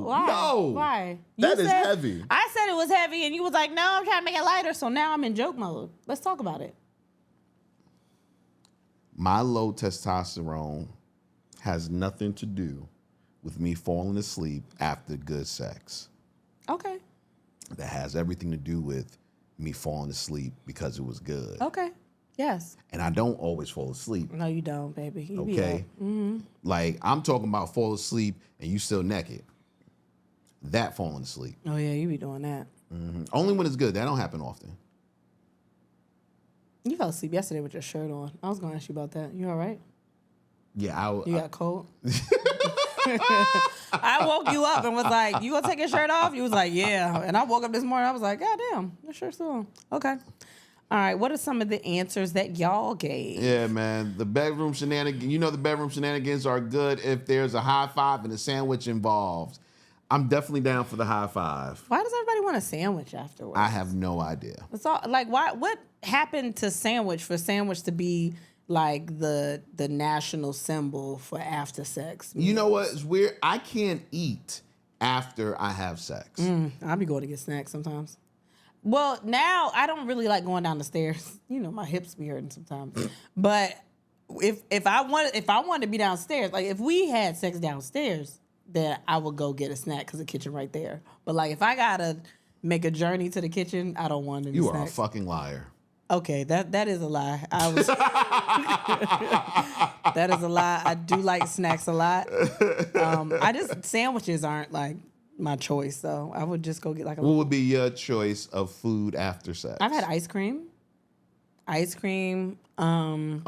now you can have dairy after sex. Oh yeah, because I be shitting. All right, so you tried to play me, thought I wasn't gonna say nothing, but I know. I don't know, something like that. I've really been into those sour grapes, those little fruit riot grapes. I feel like you should have that before sex. The fruit riot grapes? Yeah. Why? Because you got to do when your mouth is sour. I don't think and you want get the head better. I don't think you want that citric acid in your little pee-pee. Little. I'm just, I don't like the way you said that. In the hole is little. I should have said little pee-pee hole. You want some citric acid in there? No, but all right, then I just want you to say your words better. And your big ass pee-pee. Your big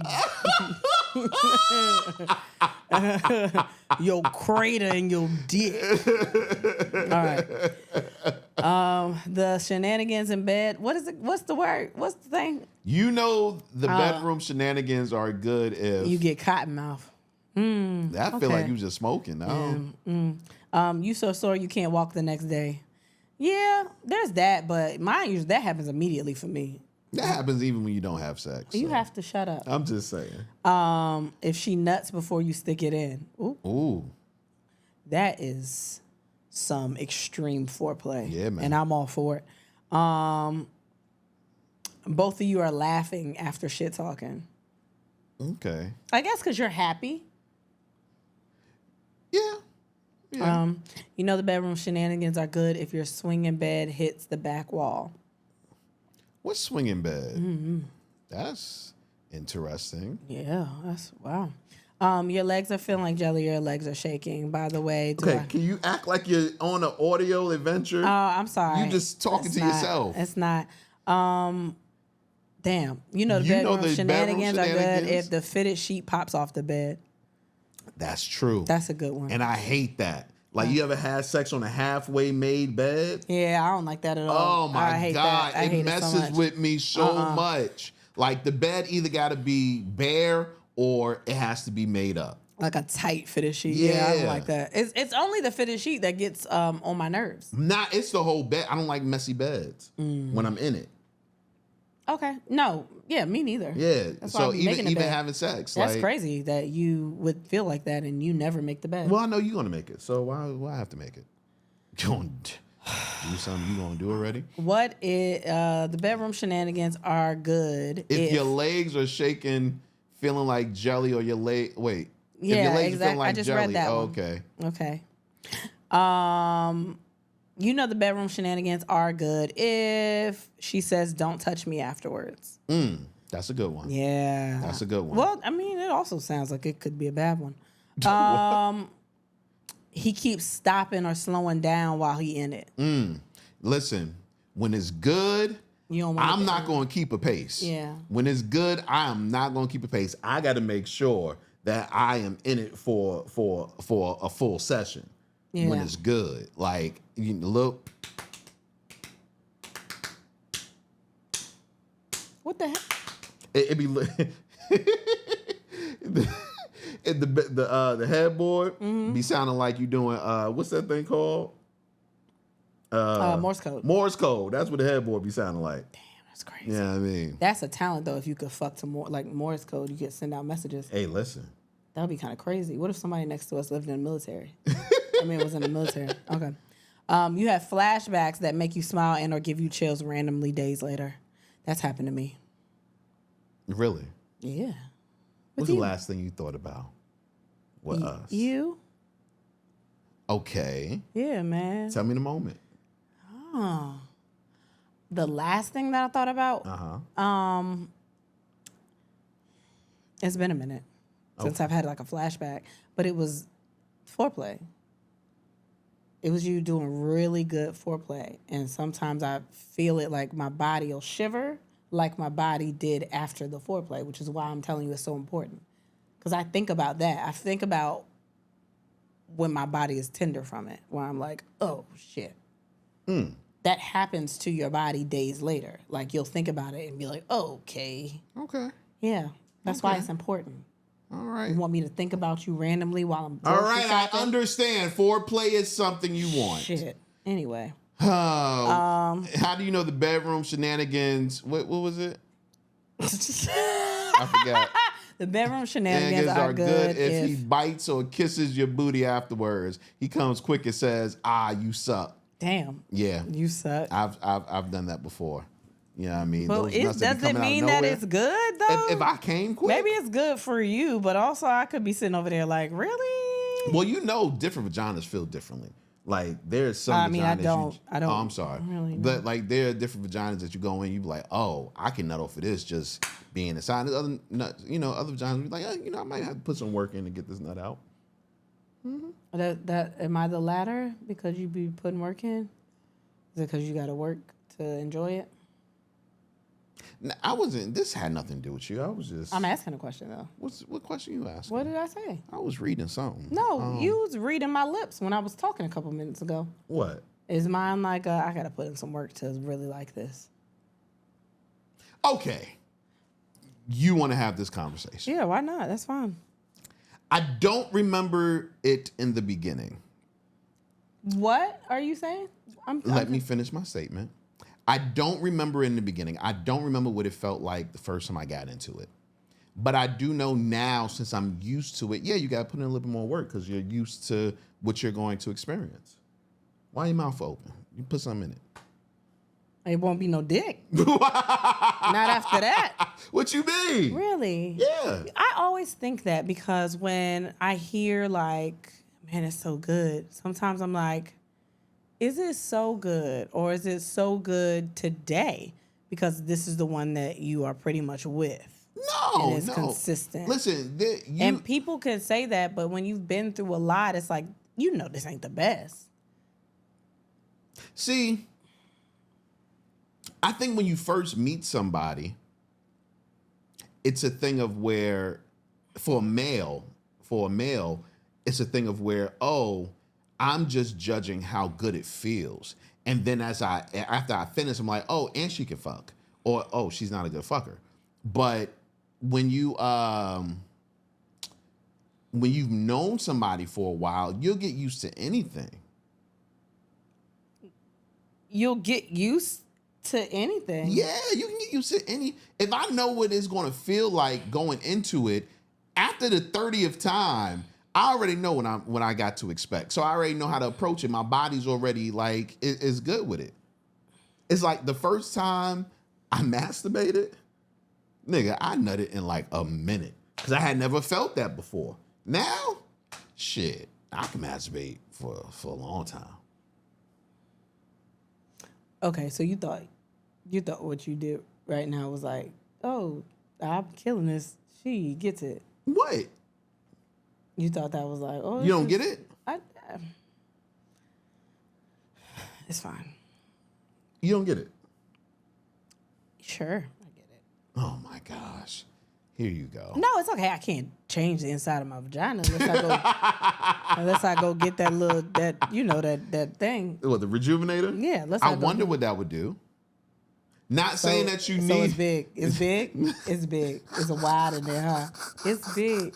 We talked about this before. It's big. Oh God. You just want to know what? What do you want to? You want to dare my pussy to get tight? Nah, I ain't gonna lie. Let me just see. I had told you the other night. I had told you to squeeze it, and you squeezed. Wow, what you about to say to me? I could just tell you ain't been exercising. I'll say that. Well, why you say yeah? That's it. You did it. Because I knew you did it. I felt that you did it. No, why you didn't say some more or something? Give me instructions. Well, I got a feeling that even if I said some more, you don't know what I can do. So you was controlling how much. You didn't want to squeeze too hard. You know what? If we being honest, let's be honest. I felt that it wasn't as strong the first time. And I just kept trying the whole time because I was like, one of these is going to be the gripper. One of them is going to be like pliers. It ain't none of them was. Not one? Not one, but. Baby, I did it like 18 times. What? I was closing my eyes and I was like,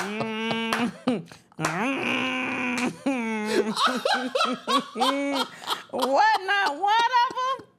None of them? No, but it's okay, though. No, it's not. It's okay. I ain't never really tried. See? You're not in practice, that's all. I can't believe this shit. But you know what, though? I felt you do it before where I was like, oh, yeah. Like, matter of fact, I felt it before. How long ago was that? A couple of, I don't know. But remember, remember? No, I'm serious. Remember, I had told you, I was like, yo, sometimes you ain't got to squeeze like that because that be throwing me off a little bit. You know, so that's what it is. It's not that it's wide, it's that I'm cautious. I don't know. I don't know if this the one you're gonna be like, well, that one's not fun. I did it before. You was like, I don't like that 18 times, I think Kegels is the thing for you. No. Because I remember you saying, you was like, y'all don't like this one. Then you have to discover new muscles and be like, what if it's these that he like? Nah, it won't those. Man. All right, I'm going to cut it off. It's not there. I'm going to cut it off. I'm going to tear it up. You hear me? I'm going to rip it right on off. Oh, God. I'm going to pull back and let you see that I Look at it. look at your broke dick right there. I'm going to do that when I do it. Oh, man. I'm going to do shake. But only your pussy. Just shake your pussy. I'm a Xena warrior princess, that shit.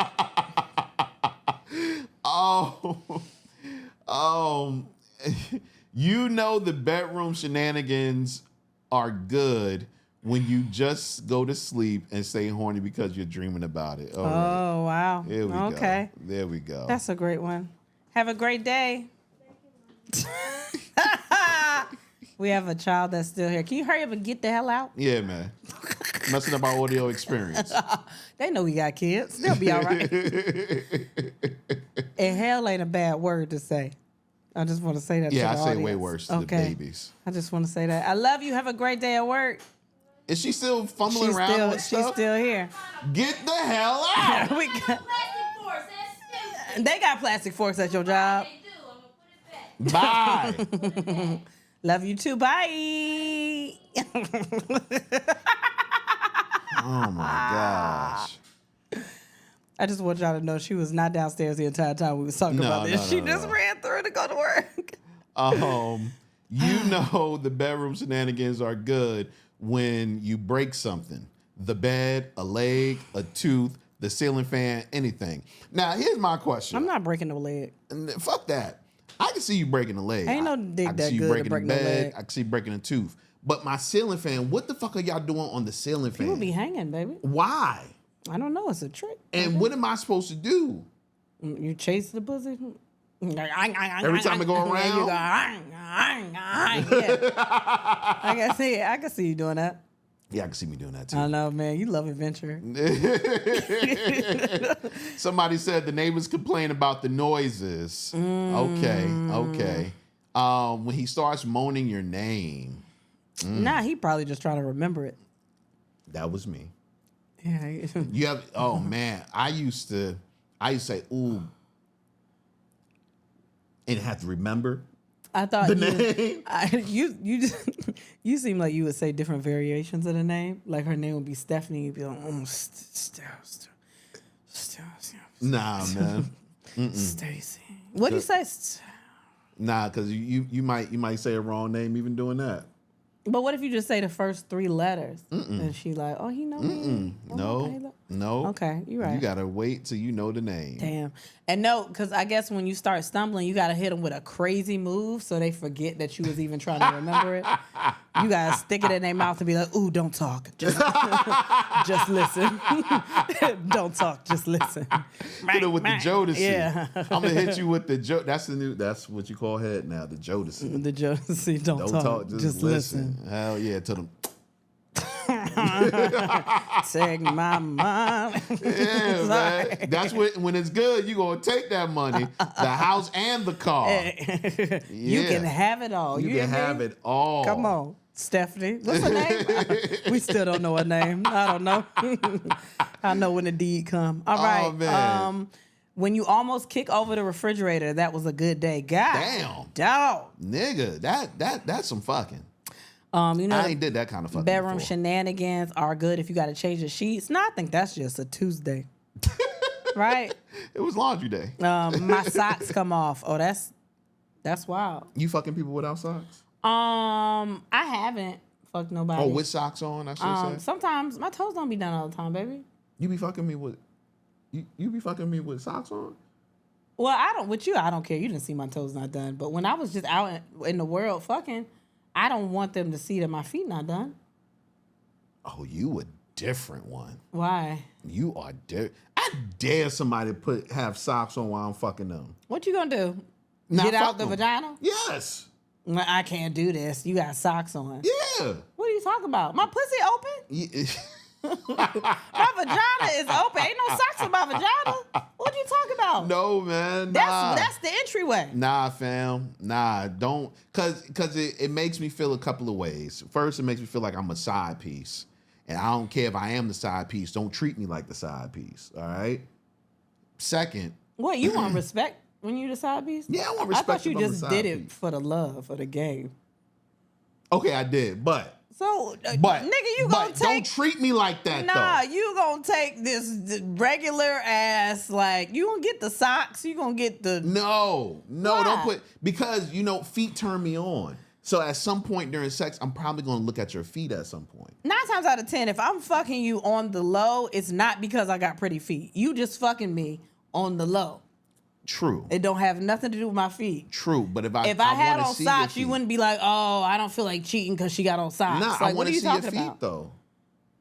Like, I've never had sex with a girl with ugly feet. Also, you don't have requests, nigga, if we fucking on the side. What you mean I don't have requests? You better go get you a girl so you can ask her for those things. And stop looking at my feet right now. They not done. No, I wasn't even looking at your feet. I just looked at. They not ugly, but they not done. No. Listen, like, and they don't have to be done. But let's get back to what you said. You gonna respect the side nigga. But why? What you mean why? I am taking risks to have sex with you. What are you talking about? If I'm the side piece, then that means at any moment, the real nigga can walk in. Okay, and now I gotta fight him. But you know that. So all of a sudden, you gonna have morals because I have on fucking socks? No, not morals. I'm just looking for you to do certain things and treat me a certain way.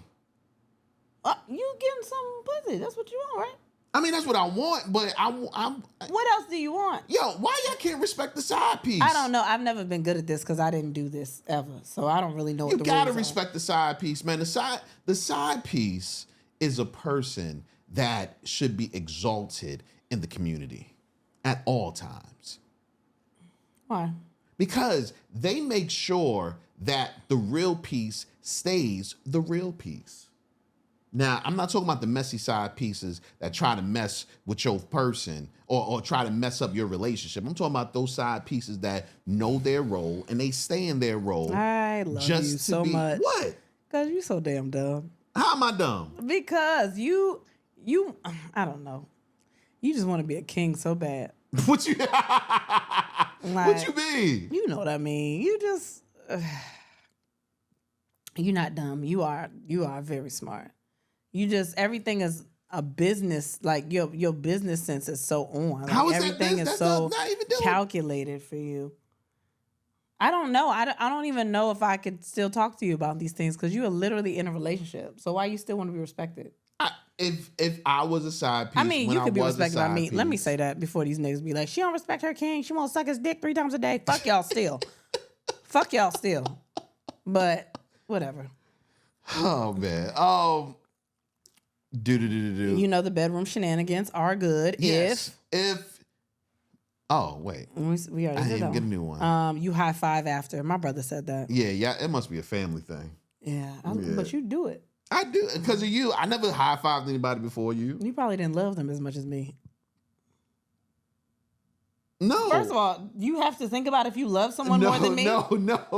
What the fuck was that pause for? Are you kidding me? No. What? What you look up at the sky for? No. Oh, look, I'm getting a call. No. Put that damn shit down. I'm getting a call. I got to answer this call. You have to answer the call? I have to answer the call. Do you? Hello. Yes. What is? Yes, I got you today. What is happening? All right. Yeah. I cannot believe that this nigga is taking a payment. All right. Bye. You too. Bye. So you ever No. You answered the phone about a payment? No. See, you ever seen a number and you was like, oh, that's an important number? No, because I've never been jammed up like this. No, I knew it was a number that I've seen constantly, and I was like, I got to answer this because it might be something important. And in the back of my mind, I'm not even gonna lie, in the back of my mind, I'm thinking the kids, might be something wrong with the kids. But I'm also thinking that they're in school because usually when we was recording, they were in school. Your mama house. I know, but my mind wasn't there. I was just like, let me answer Your mind was like, how do I get out of this situation? But that's fine. No. We can get out of it. It's a mental note, though. I don't even want to answer this shit no more. I don't give a fuck about these answers. What you mean? Somebody said when you ask for a timeout. Oh, yeah. You ever timed out? No. No, because you don't have sex long. What? You don't like having sex for a long period of time. I do when I have foreplay. No, even then. So you never needed a timeout. No, foreplay. I can do foreplay all day. We've never had marathon sex, ever. We don't have marathon time. Before the kids, after the kids. We didn't have we didn't really have the time before the kids. Yeah, we did. Okay. I just don't think we've had a time. What is wrong with you? Okay. I don't know. It's probably that nigga you loved more than me that you did that with. You know the bedroom shenanigans are good if you can't find your drawers after because they wrapped in the sheets. Oh, that's That happens a lot. Yeah, that happens. I used to when we used to have sex, I would take her underwear and just throw them anywhere. Yeah, but now I put mine in a designated area so I can know where to find them when I'm done. So do I. Yeah. So do I. But that used to be my thing. To me, it was like a turn on almost, just to take the drawers off and just throw them, just fling them. That was like a turn on for me. Yeah, until you forget where they are, you can't find them, and then your kid walk in and be like, "What's this?" My drawers don't got holes in them like that. Mommy need new drawers. Why they gotta be my drawers that got holes in them? No, that's not what you meant. That is what I meant. No, that's not what you meant. That is what I meant. You meant my drawers is worn down. No, I didn't. My drawers worn down and thin. That's what you meant. That's fine. Don't worry about it. No, man. Okay. Yeah, we read that one before. We've read that. What else? We got a couple more here. When you start banging your hands on the damn headboard and your feet just start kicking like a kangaroo. Jesus. That's wild. You drink. Yeah. Nope. Yeah. Somebody said, how do you know the bedroom shenanigans are good when you drink the water out the iron after?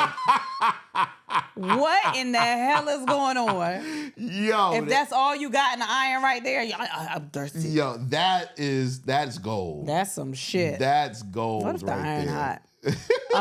You don't worry about a towel, you just let the piece air dry. Ooh, I'm telling you. Yeah. If this coochie starts beatboxing afterwards, listen, I went to go pee and it was like. That's because it's big pussy. Keep talking about pussy big. Keep talking about my pussy big. Okay. All right. Keep talking about my pussy big. My big pussy breathe life in there. It do. Yeah. It did. Don't no more. He ain't got no job and drops you off at work, then drives your car around all day. Damn. Yeah. It gotta be good when y'all be letting them niggas do that. I let somebody do that to me. What the fuck are you doing? It's fine. It's not gonna affect the audio experience. Something just dropped. I broke something, y'all. In the middle of recording, I broke something. It's fine. His sweat is dripping down on me and into my mouth. It doesn't bother me. That's sexy. No, it's not. That is You ain't sexy. never on that side. I'm always on that side. Well, I'll lick the sweat off of you. It's your sweat. Not that sweat. Yes, it is. Not that it's sweat. your sweat. You licking your sweat off of me. Jeez. He stops you from giving head to kiss the fuck out of you. Okay. I think a conversation needs to be had. We got to bring this to the table. What? Is there anything wrong with kissing a person while they're giving you head? Like stopping them from giving you a head just to kiss them? Is there anything wrong with it? Yeah. No. Because I told my mans just a couple of days ago, and he looked at me like I was crazy. I was like, yeah, man, I'll kiss her while she giving me head. Like, you know what I mean? I'll stop her real quick and get a little kiss. Oh, that's nasty. She just finished on you. How you gonna do it? I'm like, son. Mouth be everywhere. What do you mean? What do you mean? What? What are you talking about? I think some people have a problem with it. I don't want to have no sex. I got to concentrate on you know what I mean? I get it. Your mind should be so gone. You shouldn't think about the nasty shit you did until after. Then you should be like, why the fuck? Did I lick her butt? Yeah. No, you think about that beforehand. I do. You go into it saying, I'm going to lick some butt today. I be planning. I'm going to lick some butt when I get in there. Don't let you just took a shower. Oh. You and your brain just, no, you do it without a shower. True. A little seasoning on it. You and your brain just be in there like, all right, we getting butt today. Break. I love it, man. Yeah, you pre-planned it. I love pre-planned the butt. Yeah, so man. nasty. You know this bed. Fuck. What is the damn question? You know the shenanigans in the bed. The what? The what? You know the shenanigans in the bed are good if.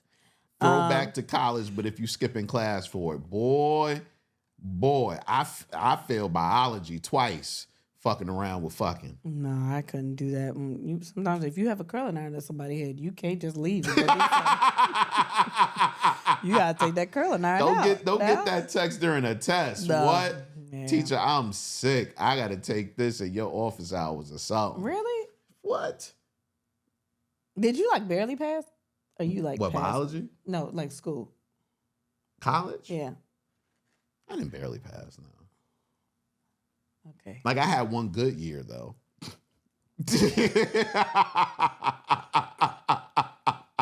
I had one good year. Yo, that's so dumb. I had a year I was like, look at this nigga.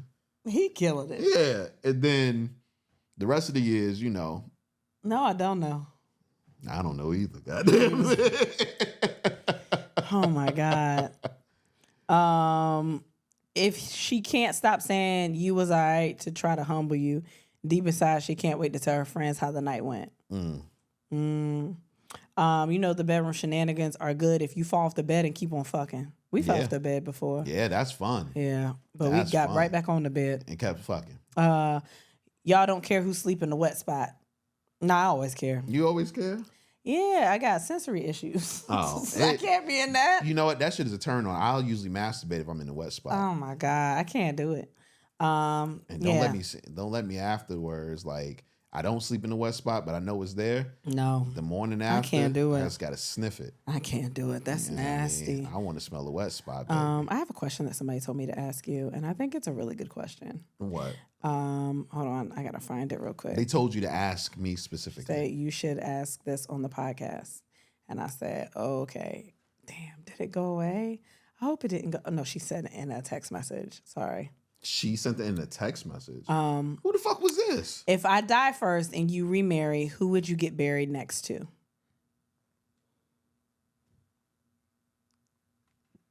Wait a minute.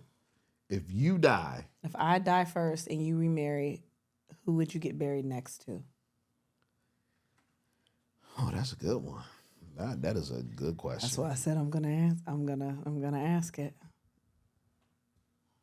Well, it depends. Did the new bitch die after me? Because if she did, then it doesn't matter. I got no choice of who I get buried next to. You would have your plots. You could have your plot. Like, you know, some people know exactly where they're going. Oh, so I plotted out? Yeah. So that means I plotted out where you died. Like, I have. You died, and I. You could have a plot there. I got a plot for you, and I got a plot for me. No, you have a plot for me, and there's room where you could put another plot there for you. Yeah. But you get remarried. I get remarried. Oh, well, then I gotta get another plot, and I get right between both of you. Wait, so we all gotta be there like we a throuple? I didn't even know this bitch. I dead. Get what I want in the afterlife.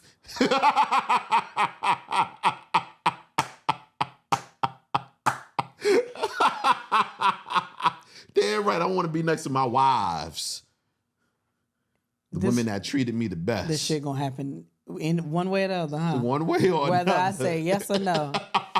She can't say no now. Yeah, you just gonna hop up and be like, bitch, we dead.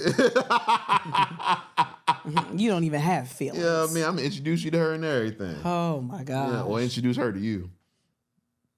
No, you dead already, so. Like, this my baby. I'm over it. No. I gotta text her back and be like, bad idea, bitch. I'm sorry. Thought it was a good question. Let's take care of some business right now, man. All right, man. Y'all know we're on tour. It's a thing. We have 2 new dates to actually tell y'all about. One of them is not on sale right now, and the other one is. So we're on tour. There's a lot going on in here. I'm trying to give y'all the dates. We've been recording too long. We've been recording for a long time, but it's okay, whatever. So next week, July 21st, we're going to be in Miami at the Improv. I'm going to let y'all know right now, we got word on the tickets that have been selling, and ain't no tickets for real, like, moving like that. I'm going to let y'all know now. We love Miami. We really want to come to Miami. We don't want to cancel Miami. We need y'all to get those tickets. Like I said, we're slowly, we think that we're slowly getting unbanned. We're not really sure. But we're trying to get the word out there. So if you're in Miami or surrounding areas, July 21st, we're going to be at the Improv. If you can't come, tell your people to come.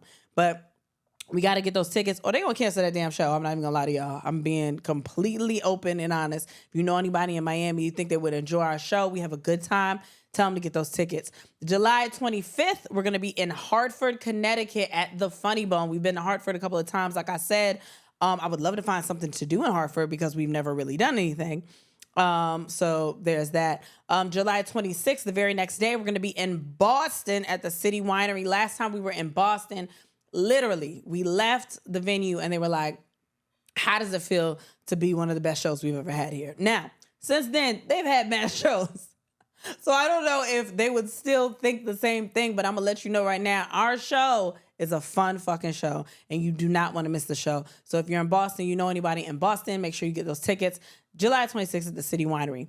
August 14th, this is a whole little string of dates. We're going to be out this whole week and a half or whatever.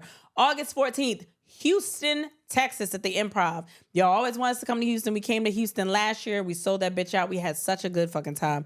We're coming back August 14th, Houston at the Improv. These tickets are on sale now. The very next day, August 15th, we're going to be in Dallas, Texas. This time at the Addison Improv. And this time, I'm going to remember the show in Dallas. Because last time, I did not remember the show in Dallas. So, new venue, Addison Improv. August 17th, 2 days later, we're going to be in Atlanta at the City Winery. 2 shows. Hopefully you're buying tickets for both shows, or you know people that's out there, let them know, get tickets, both shows, so we can keep it at 2 shows. We've been, a lot of these where we've had the 2 shows because of all the things we've been going through. They've been taking the show away. I'm just being upfront and honest with y'all. Get the tickets. It's a really, really good time. We can't wait to see y'all. Y'all know Atlanta is one of our top cities. We love the fuck out of y'all. The very next day, August 18th, we're going to Nashville at Zany's. Last time we was at Zany's, we had so much fun. The crowd is amazing. And I really love the venue. So we're going to have a really good time. August 18th, Nashville at Zany's.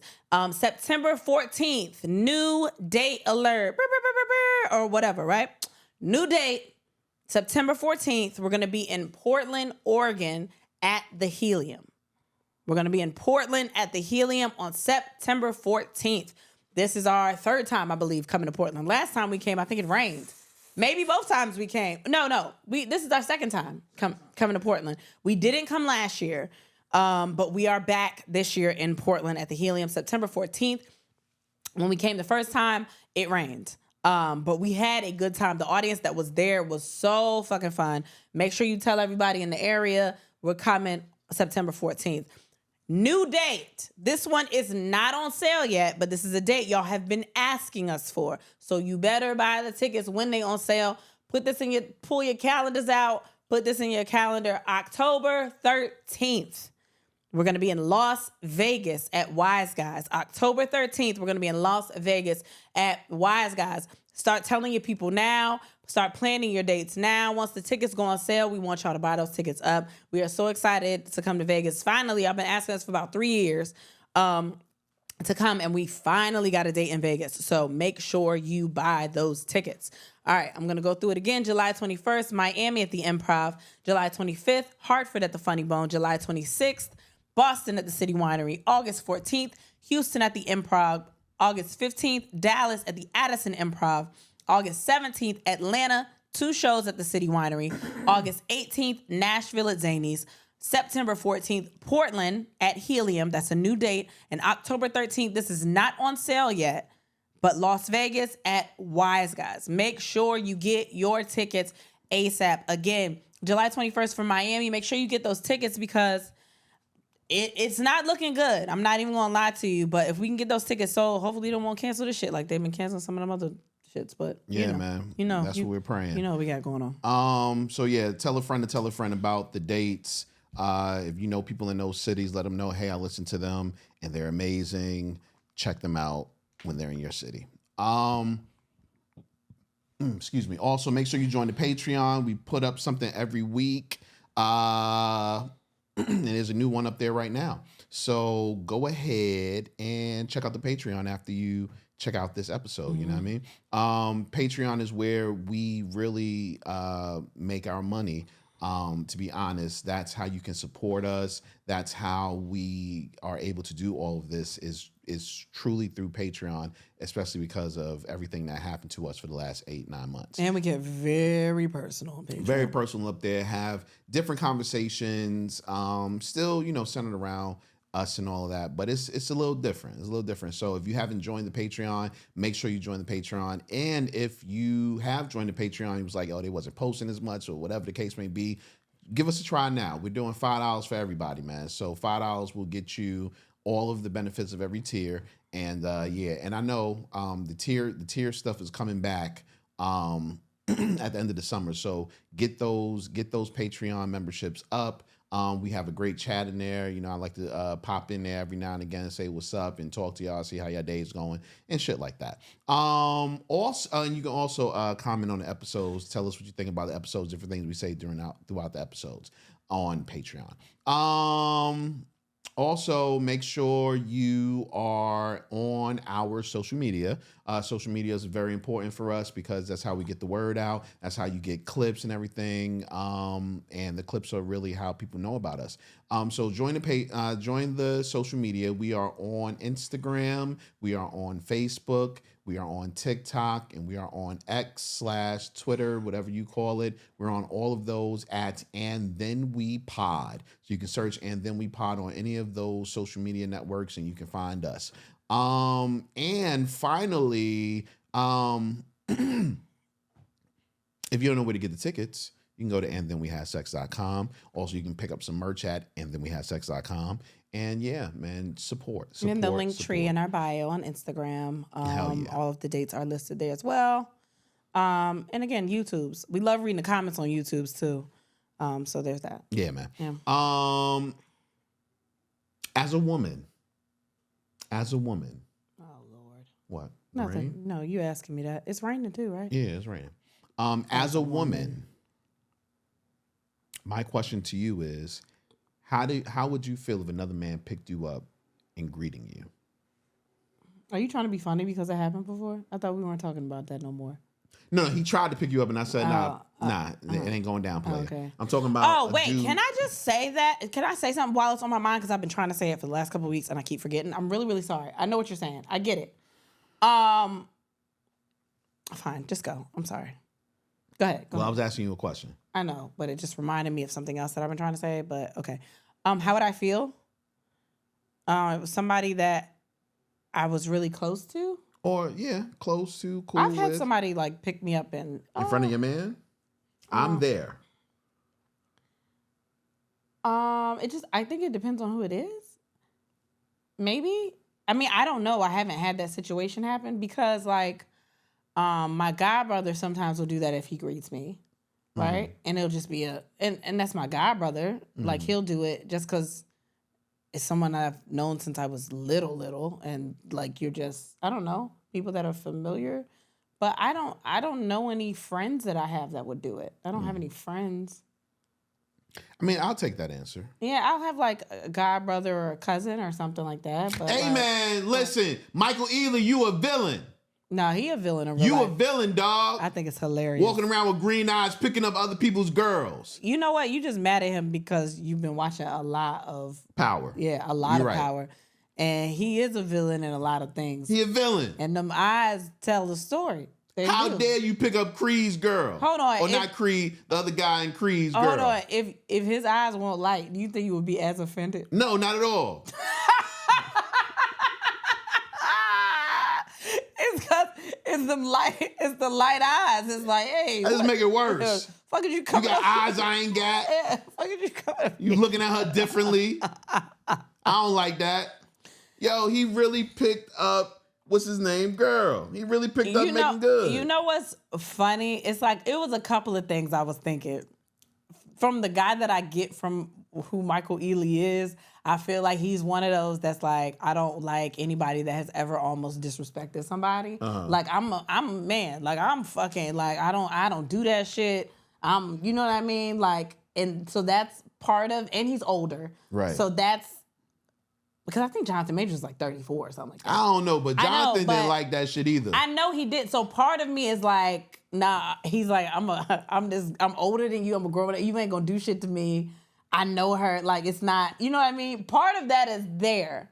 Part of that, he know he on probation. And part of it know that man on probation. Part of it is, he was like, he not gonna touch me because that's gonna be a bad look for him. Yeah, but man. Part of it, I don't think that he would give a fuck if he could touch him or not. He would have still done it. I think he would have still done it. Michael Ealy, you a villain. But I think he's also like trying to, he want to be calm. Maybe he feels a certain way about him and he's trying to be cordial in that situation, but the lift was a little much. I dare Michael Ealy to pick you up. What the fuck you gonna do with Michael? We scrapping. On site, Mo. You gonna fight? You gotta stop this shit. We not doing this. We not doing this Mo shit. We not doing it. Nah. All I'm saying. You gonna fight Michael Ealy? If he pick you up? You sure? Yo, what's up, Kristen? You sure? And I'm sure he be coming with the. He was probably. He married, right? I don't give a fuck. Married niggas cheat. Ain't he married? I don't know. Let me just. But who said he would have cheated? Like, he about to take a picture in front of everybody. Listen. It's stars put there. That down. I don't care if he married or not. He's 50 years. He's 50. I don't care. Put it down. Damn, he's 50 years old? Listen, no, I don't like the way you looking at his 50. He about to be 51. I don't like you looking at his 50. Calm down. And now that makes sense. I could see a 50-year-old man seeing this 34-year-old, like, I don't really fuck with this. I'm going to teach you a lesson, young man. Yo. He might look at Megan Good like a sister. Nah, son. If you picked up my girl, in my mind, I'm like, when the last time they fucked? Really? Were they in a movie together? I don't give a damn. All of that doesn't matter. Phone. You was about to throw my phone. Let me see something. No. I do research on my phone. Give my phone. No, all of that don't matter. What matters is that this young man, Jonathan, was out with his woman, just leaving the theater, and all of a sudden, Michael Ealy see, what's up? So would you now? I will say the lift might have been a bit. The lift. Much. You get a hug and all like, hey Michael, what's up? And hugs is fine. Reunites with Megan Good. So they did do a movie together. I can't even remember the movie. I can't remember the movie. I don't see. You know what? I don't care if you did a movie because I don't know what kind of movie you did. I ain't see that movie. It's a movie. Is that the only movie you did? I don't see. Because if you picked up, my mind is spinning now. I'm thinking funny. All types of stuff now. But I did it in front of you and all these cameras. I don't give a damn. You didn't do nothing. See, that was the thing. I don't blame Megan Good. Why you yelling at me? I'm sorry. But I don't blame Megan Good for this. My name Kristen. She didn't. Why you yelling? She didn't know she was about to get lifted midair. She didn't know that. Mm-hmm. That was Michael, the villain. Now, he's a little bit of a villain, but I mean, I'm not mad at him. Oh, my gosh. I was like, that's wild. It's going to be a lot of men that's going to be like, she's stupid. I wouldn't let no man disrespect me. Like, that nigga Johnson's still big. He could do it, but maybe he wouldn't have fought. That man on probation and he's trying to get back in movies. They don't let him in movies no more. Why are you laughing? I know, I'm sorry. What's wrong with you? Oh, man, because he was probably like, I could have played Corey Hardwick's part in that Tyler Perry movie. I could have been. I don't think where he was. I don't think he would have been in that movie. Where he was, I don't think he would have. But you don't think he could have played the mad? Because Corey Hardwick was mad in that movie. But we watched. I've seen enough. 30 minutes. I've seen enough. But I don't think they would have put him in that. Why? Because it was like present time, and he can only play movies that. Civil wars. Okay, and that's enough. And that's civil wars, baby. It's civil rights. Civil rights, civil wars, all of that. Anytime the black man was down, Jonathan Majors was there. Baby, he was in Creed. Looking like a Civil War fighter. No, he wasn't. No, he didn't. He looked regular. Let Jonathan pick you up. Let Michael We Ealy not talking pick you about up. Okay. All right. Let any of them niggas pick you up. Let a nigga pick. I don't give a damn if your name is Tommy and you pick her up. It's gonna be a problem. Baby. Never mind. How you doing? What if he's so excited? I don't give a fuck. Control yourself. Like, oh my God, I'm so excited to see you. Control yourself.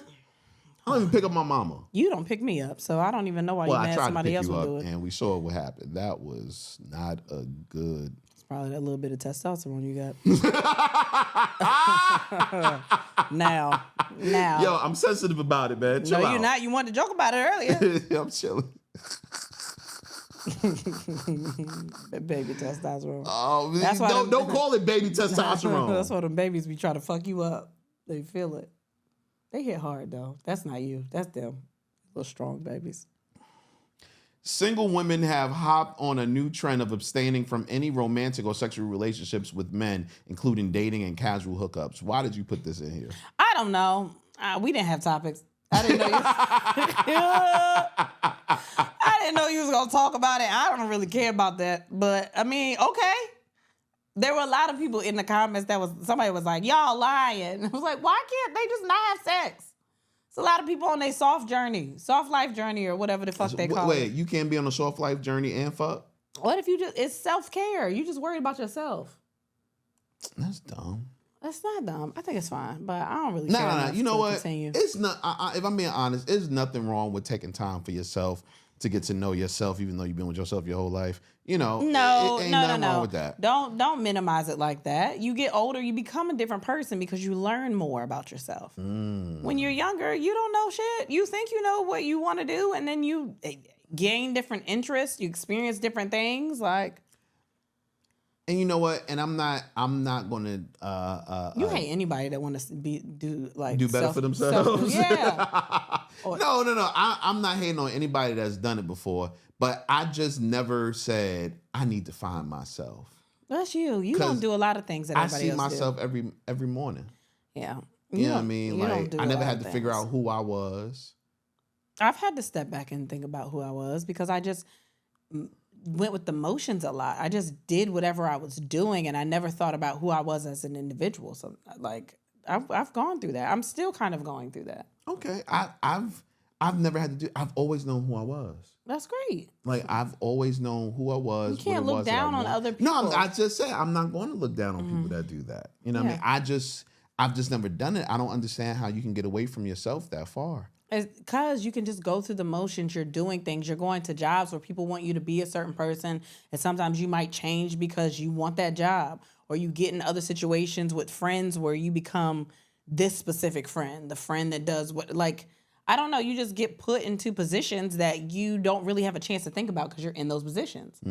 Sometimes you got to step back and be like, do I really enjoy these things? Do I really want this job? Do I really enjoy people walking all over me or being a boss or being a follower or whatever? Like, I don't know. Life is life. Things, I don't know. Sometimes you just got to think about what you really want. I get that. Yeah. I'm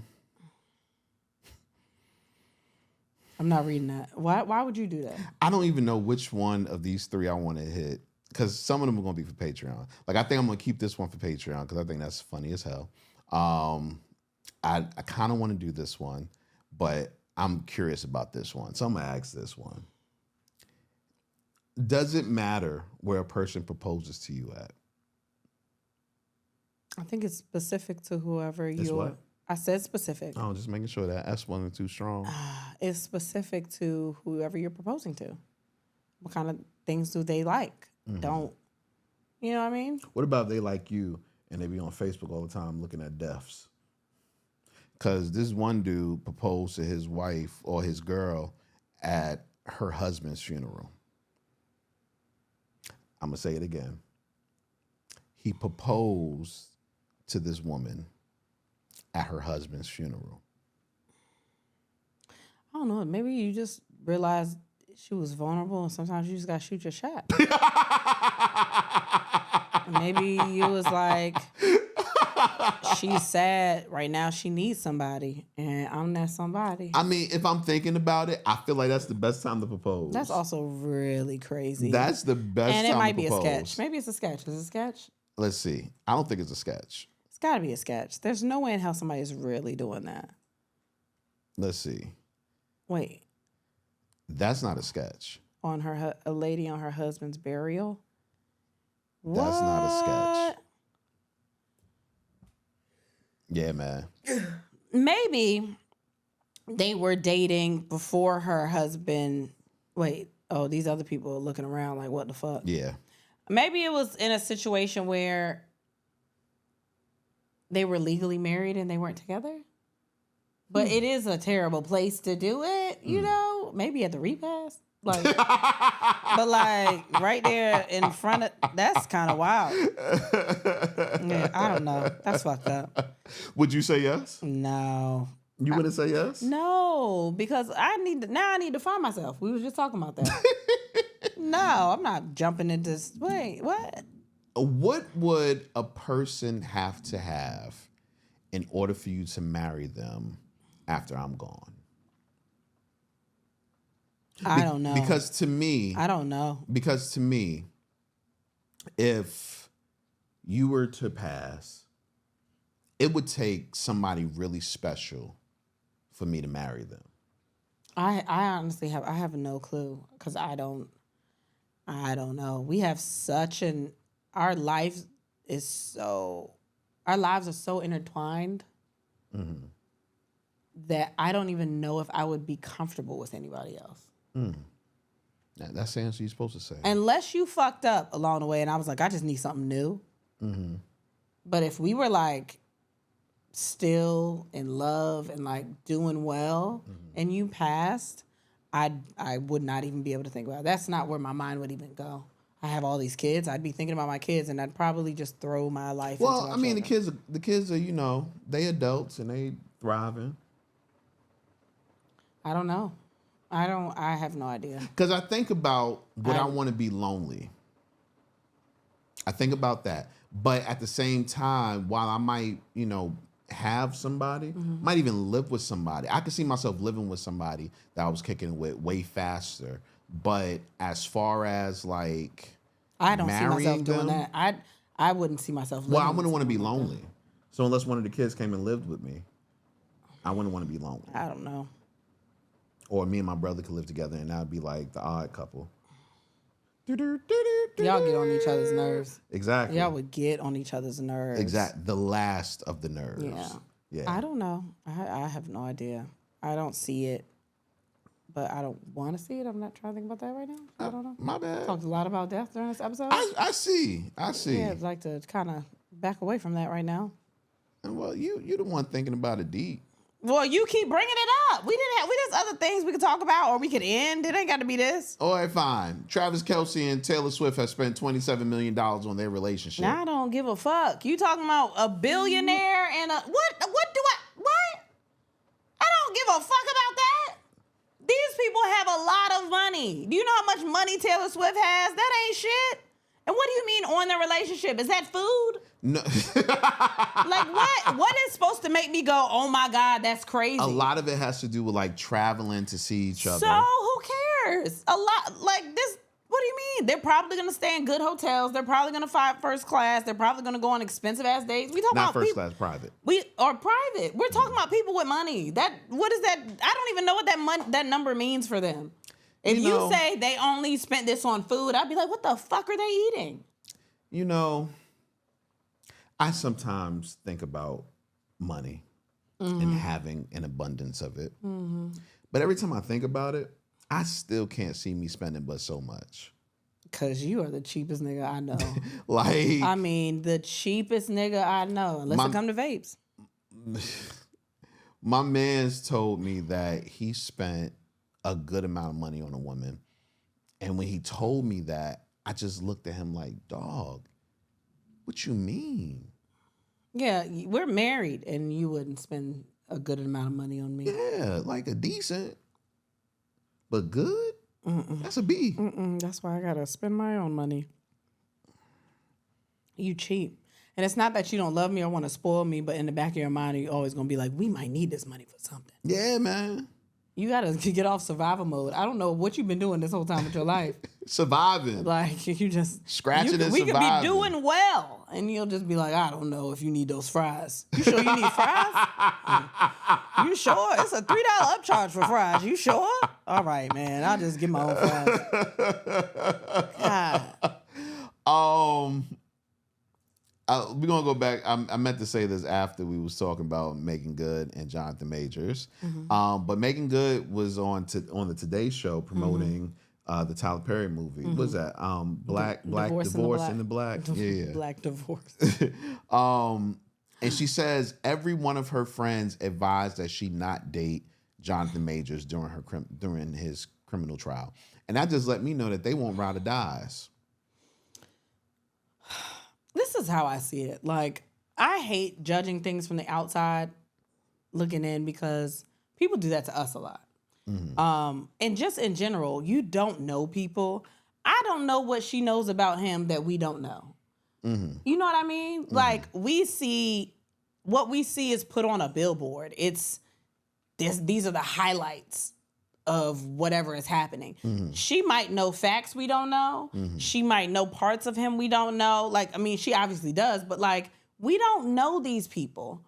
So her friends could have advised her that, and then people could say, yeah, that was dumb that she didn't do it. But who are we to say it was dumb when we don't know them fucking people? Very true. We don't know what kind of person she is. We don't know if she, you know what I mean? Like, she seems like she just cares about people.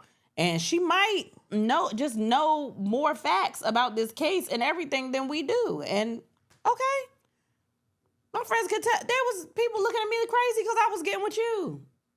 What people? Because you was a hoe, baby. Anybody that was looking at hoes and it was like, no. But what people though? Don't worry about it. You know them still?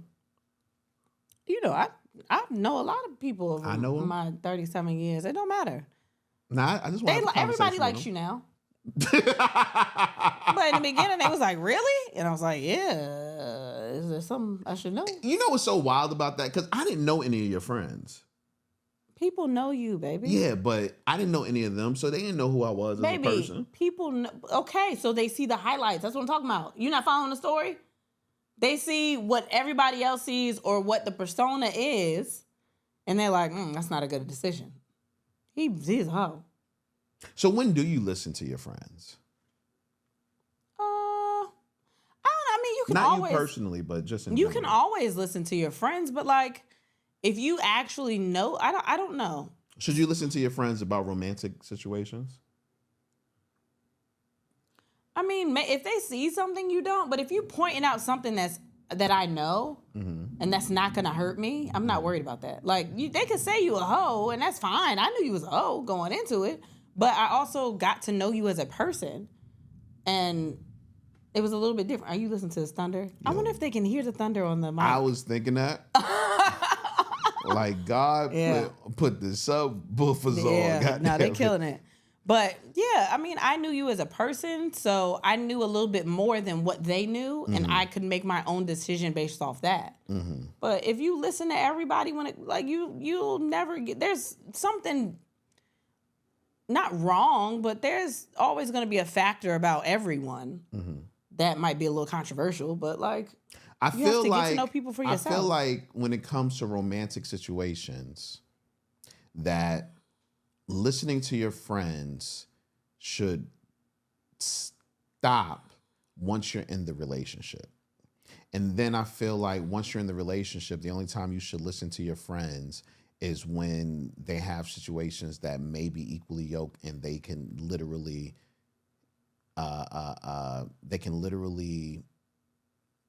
not empathize with you, but they can see exactly what you're talking about because they've dealt with it or they're dealing with it. So I can see maybe if someone were to, like, sometimes, you know, that phrase of being blinded by love, that shit real. Like, you can literally be blinded and not notice things. So if someone says something to me and points out something that I didn't notice, but I know is like a fact, like it happened, like maybe they're like something about the arguing or the whatever, like something that could look harmful that I'm not noticing because I'm so in love. If they point that out and then I notice it, it's different.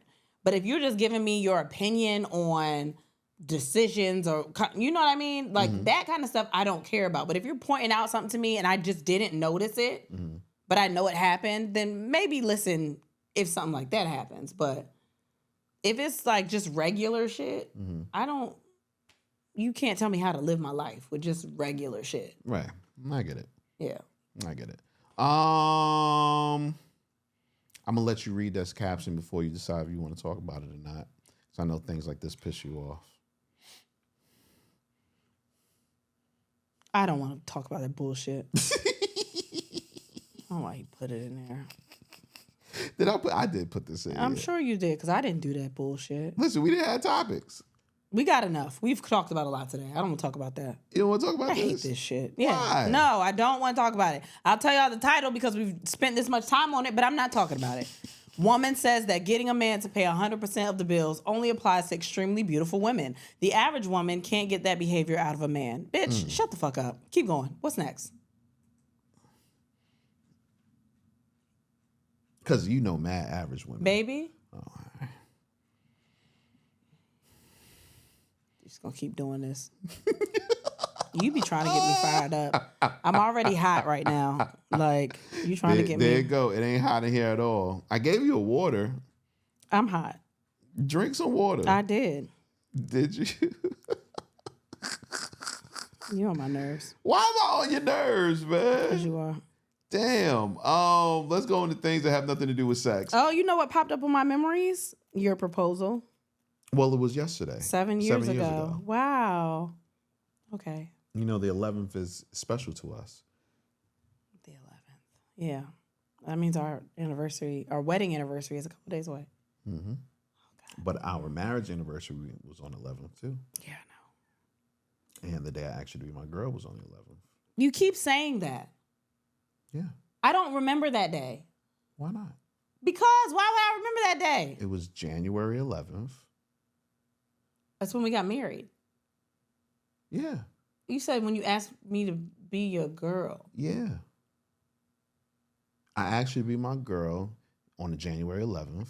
We got engaged 6 months later, and we got married 6 months after that. No, baby, we got married January 11th. 6 months. Oh, that's 12, huh? That's a whole year. Damn, math is crazy. You know? Math is crazy. That's wild. People be using that. Damn. Ooh, 12 and 6 and 6. 6 times 2. I'm not doing this with you, yo. All right. Beyonce reportedly eyeing 100 date mega deal for Las Vegas residency. Is this the button? There you go. All right. I'll put that in there. I know I did because I'm going. You going? Yeah, she just eyeing it now, but I know she gonna do it. I'm going. Why am I not going? A Beyonce residency? That's some mama shit. Let me just throw that out there. She a mom. I need to be stable. I need a place. If Usher can do it, I can do it. You know, my family can. Yeah, that's some mom shit, but I would go. Why not? But the second she announces it, that shit gonna be sold out. Yeah. Because Usher's was damn near like that at one point. Yeah. So that would be... Until he added other dates. Yeah. And he going on a tour that's almost sold out. So that means he did all those dates for Vegas. Mm-hmm. And he's going on tour. And one of his stops is in Vegas. Yeah, because it was a promotion. The Vegas residency was just a big promotion. I want to go to the tour so bad. I want to go. I don't give a fuck. I want to go. But it's fine. Don't worry about it. But yeah, hell yeah. Shark Tank's Kevin O'Leary says he forces prenups on his family and forbids them from merging finances with their partners. And I am okay with that. If I was him, I absolutely. Okay with that. I would do the exact same thing if I was him. Don't you take the money that I got you and give it to somebody else. Yeah, ain't nobody digging in my pockets. Yeah, the fuck? No. Nah, because they take from you, they take it from me. And I don't want to do this show no more seasons. So I get it. Speaking of shows, a Martin prequel drama series is in the works with Martin Lawrence as the executive producer. Did you get excited when you saw that? Because I put that in there and I didn't know if you had seen it. No. You didn't? No. So I'm thinking it's going to be like Bel-Air. Maybe. Because Bel-Air is like a dramedy thing. It is, but I mean, you know what? I still haven't finished. They're working on a whole new season. You know what? But it's also so good that I don't know if you can make Martin as a drama. Because what made Martin so good was the comedy, the characters, the comedy. Yeah. And you just a drama about this guy that worked at a radio station, got a friend that ain't got no job, and then a girl and. But it's supposed to be teenage years. His teenage years from youth to adulthood. Yeah. Yeah, I don't want to hear about how hard his life was or whatever before he became. Yeah. They didn't do no real backstory. The backstory wasn't. Or whatever. There wasn't a backstory. Damn, I don't really. Martin starts from the moment him and Gina are dating. You know what I'm saying? Now, if they... No, I don't want to see it. Yeah, I don't think I want to see it either. I would have much rather, if you're going to do anything... I mean, I'll probably watch it. I would have much rather the comedy about Martin's kid. Him and Gina's kid. I would want a Pam show. Well, they tried to do a Pam show. I know, but now I want it. Now? She's still out here just as good, yeah. No, I'm good. She just as good. He tried to do the Pam show. I didn't say it had to be Pam and Gina. I'm talking about Pam.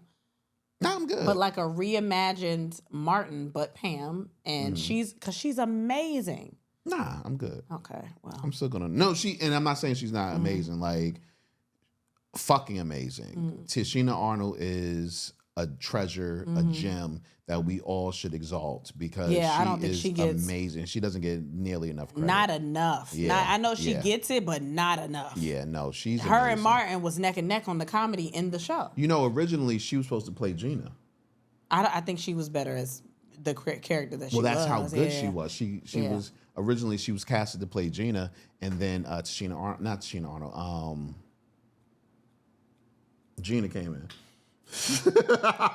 Tisha Campbell, man. She came in and they gave it to Tisha because it was like, well, no, I don't think she came in and it was like that, but I think that they was like she would have been better playing the Pam role. You know what I mean? And no. Like Martin's such a classic. I don't know if that's gonna. Yeah, I don't think we need to do all of these things. I think Bel Air works because I think Bel Air was like one of those where they were like, I don't know if I want this, but it's so good. But and the lead is so good. Well, it's not even that. I think Fresh Prince of Bel-Air had a better backstory. Yeah, it was more of a complete story. Yeah, so it's easier to find the drama within the backstory. You're so good. This is sexy a little bit. What? I like when you say like, smart shit. Whatever, man. Like when you start breaking down stuff. Like, I'm just saying why I see sexy. that working. I'm not like this show. Just sounds like it's just going to be another show. You flustered a little bit. I think you blushing. No, I'm not. Because I don't want to downplay it because Martin is still one of my favorite shows of all time. Yeah. You know what I mean? I just don't see this being the show that rocks the world. You know what I'm saying? Like, it just doesn't have the elements to me, at least. And who am I? But I don't think it has the elements to make it a great show as far as... Now, the show might be good, but I don't think you have to connect the Martin show to it in order for it to be good. Yeah, I wouldn't want it to be Martin. Right, exactly. Yeah. You know what I mean? I don't know why you put that in there. I don't know what that was, but about Colorado bubonic plague. Somebody got the plague. Yeah, that's nasty. Yo.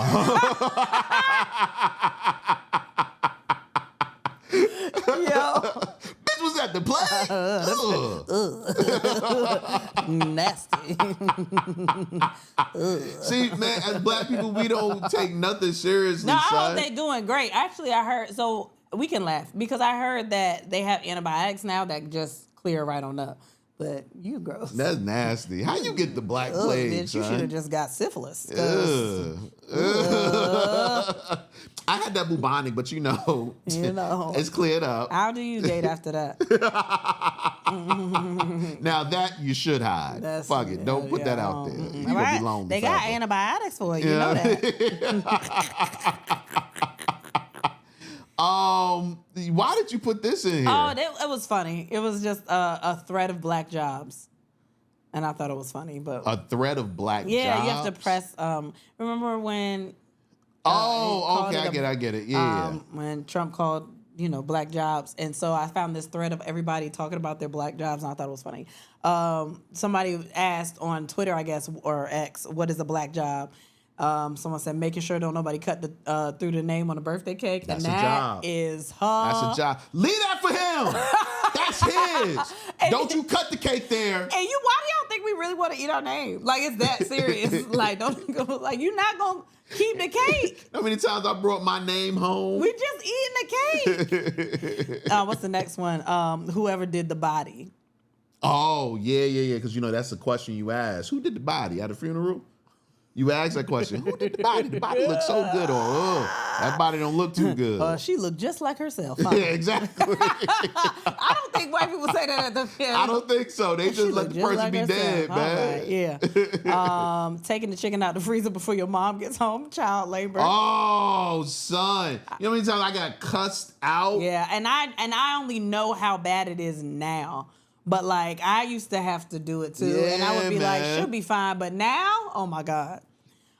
Ensuring that the baby has socks on. Look at her. Look, you ain't got no socks on that baby. Baby ain't got no socks on. Baby outside with no socks on that baby feet. It be hot as hell. Baby ain't got no socks. Put some socks on that baby before you go outside. You better put some, selling Avon. Oh, damn. Yo, no, my parents sold Amway. What the fuck is that? Yeah, I know. They had everything. It wasn't just makeup. Amway had toothpaste. Wait, your parents. So both of them got suckered. Yeah. The dude that was their contact, his name was Keith. Mm-hmm. And I remember in our apartment, we lived in an apartment, and there would be boxes of Amway shit. They thought they was going to make it. Yeah, there was boxes all over our apartment. Keith would always bring merchandise. I was young, so I never really thought about it until I got older, because I was like, what the fuck happened to Keith? Oh, that nigga was a positive Keith. Waiting to have that nigga. He looked like a nigga that did. But they made toothpaste. They made snacks. They made, I don't want my snack from the same place I get my chips. They made everything. I don't know if they're still around. I feel like they might be, but they had everything. It was crazy. Our house was Amway down. Wow. My daddy love a good, he love a bargain. What is a black job? Making a potato salad. That's funny. Yeah. Yeah. Keeping score in spades. No, son. And you better keep it right. I ain't playing no bags. Look at you talking spades. I don't know what the fuck you saying. You know I don't know what the fuck you saying. Asking who all gonna be there before I decide I'm going. That's a good one. That's a black job. Making sure butter pecan ice cream stay in business. Damn. Yeah. That's my favorite. You know what? I've never been a butter pecan person. It's my favorite. Because my mother used to love butter pecan. It's my favorite. I was always vanilla. Keep it plain. Every job this nigga had. From Everybody Hates Chris. Everybody Hates Chris when Terry Crews was in it. Yeah, that's funny. Yeah. What are we watching? I watched Finding Jacob. Okay. I watched Finding Jacob. You know what? To me, it felt like it started slow, and sometimes with stuff you don't realize they start slow until after you're done, because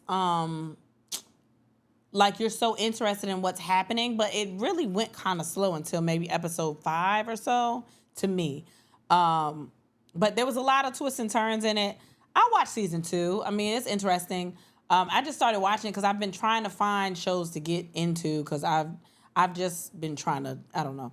I started watching Cruel Summer today. That's been out for a while. And I watched 2 episodes, and it's whatever. I need something to watch, honestly. I told you what to watch. What? Supercell. Oh, I am. I'm going to watch Supercell. I'm definitely going to watch that. I think I was avoiding it because you started watching it without me, so I had attitude. I've been watching the Dallas Cowboys cheerleaders thing on Netflix, just because I watched the show when it was out years ago. And it's just very interesting that a lot of these standards still uphold, but I don't know a lot about cheerleaders and, I mean, like, professional stuff. It just seems very, I don't know, the standards to fit the outfit, to do all the things. That's too girly for these you. Women, they, one of the girls from doing jump splits for years, like, fucked her hip up and had to get her hips done. Like, a lot of them apparently do that. Because they have to do the jump splits, like literally jump, split, hit the ground, and it fucks their hips up. So it's a lot of injuries that go into that shit. Like, it's just very interesting to me. What else did I watch? I feel like I watched something else, but maybe I didn't, because I was watching Finding Jacob. Oh, okay. I finished Supercell. I don't know if I told y'all that last week, but I finished Supercell. They need to come on with these other episodes, man. Yeah, don't tell me. I'm gonna start watching it. That shit is so good. Like, it's really good. I watched Power to the mid-season finale. I'm a little off that mid-season finale. Usually it's a really good what's going to happen. That's what we watched yesterday? Yeah. Oh yeah, I didn't. Yeah, it wasn't climactic at all. You know what I mean? So it was cool, but I'm still gonna watch Power because I'm down for Power. And I heard, I don't know if this was a rumor, my mama said it or something like that, but I heard that the new Power is going to be Tommy. I told you too. Tommy and Ghost, like a Tommy and Ghost story? Well, no, not that one. I heard about the Tommy and Ghost story, them coming up, but I heard the next one is also going to be Tommy and Lil Ghost. Oh, yeah, okay. Yeah, okay. I watched the show. one episode of a show. So, whatever. Okay, so we got this DM from this dude that asked us if he could be on the show. If we could if he could be on the podcast so we could interview him. And he was like, I'm on the show. It's on Hulu. Or whatever. Like, I want to be on the show. Now, I opened the message. I didn't respond to the dude because I was like, who is this guy? And he said the name of the show, and it was called The Never Ever Mets. So I watched the first episode of the show, and it's basically about these couples, these people that have been dating virtually the entire time and never met in person. One couple's been dating for 12 years. Oh, that was that ratchet shit you was watching last night? It's not necessarily ratchet shit, but one couple was dating for 12 years. One couple's been dating for 5 years, 3 months, 9 months, 10, like wow, like they've just been dating. They've never ever met ever. And one couple, I think they've been dating 10 months or 5 years or something like that, and they lived in the same city. Wait, 10 months or 5 years? It's two different. I don't remember all of them, but there are couples. So whatever. But they lived in the same city and never met. Oh yeah, that's weird. So they put all these people in a house, and they meet each other for the first time, go on dates and stuff. I've only watched one episode, but in the first episode, that guy was in the episode, and in the first episode, he meets his girl, and they get into it during a drunk night, and he like pushes her, and mind you, they both getting kind of wild, but he pushed the shit out of her, and he jumped at her like he was gonna do something. And I'm sitting here watching the episode, and I'm like, what the fuck does this nigga think that we gonna say to him? Because the first thing I'm gonna say is, what the fuck was happening? Do you think this is gonna be a nice interview? I don't understand. Like, I was very confused on why he wanted to be on the podcast. And I never responded. I was like, I want to watch first because I don't know what this is. And honestly, I don't even know if he's on the rest of the season because they show the previews for the rest of the season and I don't see him. So I think he gets kicked out the house. But I was just very confused. Like, I was like, what the fuck? Other than that, the premise of the show is very interesting. Again, I've only watched one episode. But I was like, why does this nigga want us to interview him after he got kicked out the house for putting his hands on this woman? But mind you, she hit him also, but he pushed the shit out of her and jumped her like he was about to do something. Like, he was just, like, he was tossing her around. Like, it was just I was very confused. And it almost made me want to interview him just so I could be like, nigga, what the fuck is wrong with you? But I watched that. Okay. We watched Beverly Hills Cop 4, Actual F. Oh, my gosh.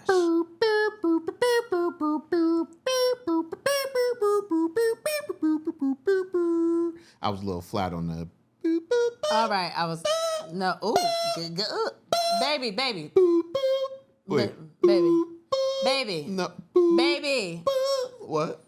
What was the last one? It's that second one. It's a second note that's just escaping me. That's all right. You don't need it. Baby. There we go. Now it's the third one. Baby. Nobody wants. It's an audio adventure. My bad. All right. Anyway, so that movie was really good. We were shocked at how good that movie was. It was so good. It was. I think that I really feel like this because I feel like that with the Christmas movie too. Like, he saw what Coming to America did and was like, okay, they think I'm. I don't even think it's that. They think I'm a slouch. I think he was just out of practice of being funny. That could be it. But he hadn't done anything in a long time. Yeah, so I think it just took him to rev up the engine of, oh yeah, I'm Eddie Murphy. I forgot. Yeah. Because the Christmas movie was really good. The Christmas movie was so good. It was so good. I love that shit. He was on it. I might watch it again this year for Christmas. Yeah, for real. But this, it had a good storyline to it. I love Taylor Page. I've always loved her though. I was watching her on Hit the Floor. Is that the daughter? Yeah, I was watching her on Hit the Floor. She was really good. Remember, like halfway through it, I was like, "Yo, she is really good." Yeah, I was like, "Yeah, man." Sleeping on Taylor, I love her. Joseph Gordon-Levitt was in it, and I ain't seen him in a long fucking time. That's my guy right there. And I love him. You would think a whole bunch of actors like in their 60s and stuff like that, you would just be like, this felt like, what's that one movie? It's a movie where everybody old and they like The Expendables. The Expendables. And everybody's not that old. I mean, Jason Statham. I mean, you know, it's a little different, but you just would not think it would be as good as it was. Kevin Bacon. Yeah, but it was good. Kevin Bacon was good in it too, but it was just, it was good. I really enjoyed it. I saw some people say they didn't like it. Really? They must have not watched the other ones. The other ones. Yeah, like honestly, I love the fact that in 4 they did what they didn't do in 3 was follow the blueprint of what makes Beverly Hills Cop such a good franchise. I saw somebody post today, y'all can never make me hate Beverly Hills Cop 3. What? And I said, well, you should. That shit is trash. Beverly Hills Cop 3 is trash. Yeah. But 1 and 2 are amazing. Yeah. And 4 is so good. It's really, really good. It's not better than the first 2, but at the same time, it fits right there. Mm-hmm. It's like there's no drop off. He was right in it. He was on it too. Like he wasn't lagging in the comedy. Yeah. There was a point where they were sitting in the car. This isn't telling the movie, but there's a point where they're sitting in the car like they were in the other movies, and he feels like the youngest one there. Yeah. And he is. Is he the youngest though? Are you sure? I don't know. What's it? Judd Neal might be. I was about to say What's his name? Judd.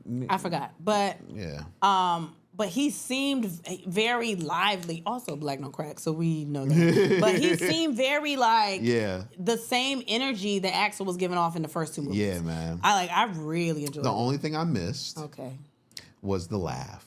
And I did watch an interview with him. He said that he retired the laugh because too many people were expecting him to do the laugh every time they walked up to him. And like comedians was doing as well. You want to see Eddie Murphy? And he, whatever their laugh is and shit. So, yeah. What? Nothing. I wasn't going to say nothing. I wasn't going to say anything. Say it. Go ahead. Say it. You can't do impressions. You want to do impressions so bad. No, fuck you. No, I wasn't going to say that. What was you I was just saying I could see comedians going up to him and doing that. Oh, whatever. You wasn't going to say that. Yes, I was. Whatever, Like, man. I know I could see people doing that. But it was so good, though. It was so good. If you haven't watched it yet, go check that out. I feel like we watched one other thing, but I can't remember what. I feel like it was a show that we watched. Watch the show. Oh, Claim to Fame. Claim the motherfucking Fame. We watched Claim to Fame. Back. Y'all know we love Claim to Fame. Yeah. Y'all know we love guessing celebrities. So, spoiler alert. I'm just letting y'all know this right now because I'm probably going to say too much. But, well, not really. Ain't nothing to say because we don't know nobody yet. Well, we know one person. We guessed it. So in the first episode, I'm not gonna tell you who gets out or whatever, but I never would. She could have. Yeah, she could have won. She could have won the whole fucking thing, which sucks. Because I never would have guessed that. Yeah. But at the end, there's a guy, and we don't know who he is, and we don't even know if this clue is real. Right. But he walked in immediately, and I was like, he look like a Jackson. Mm-hmm.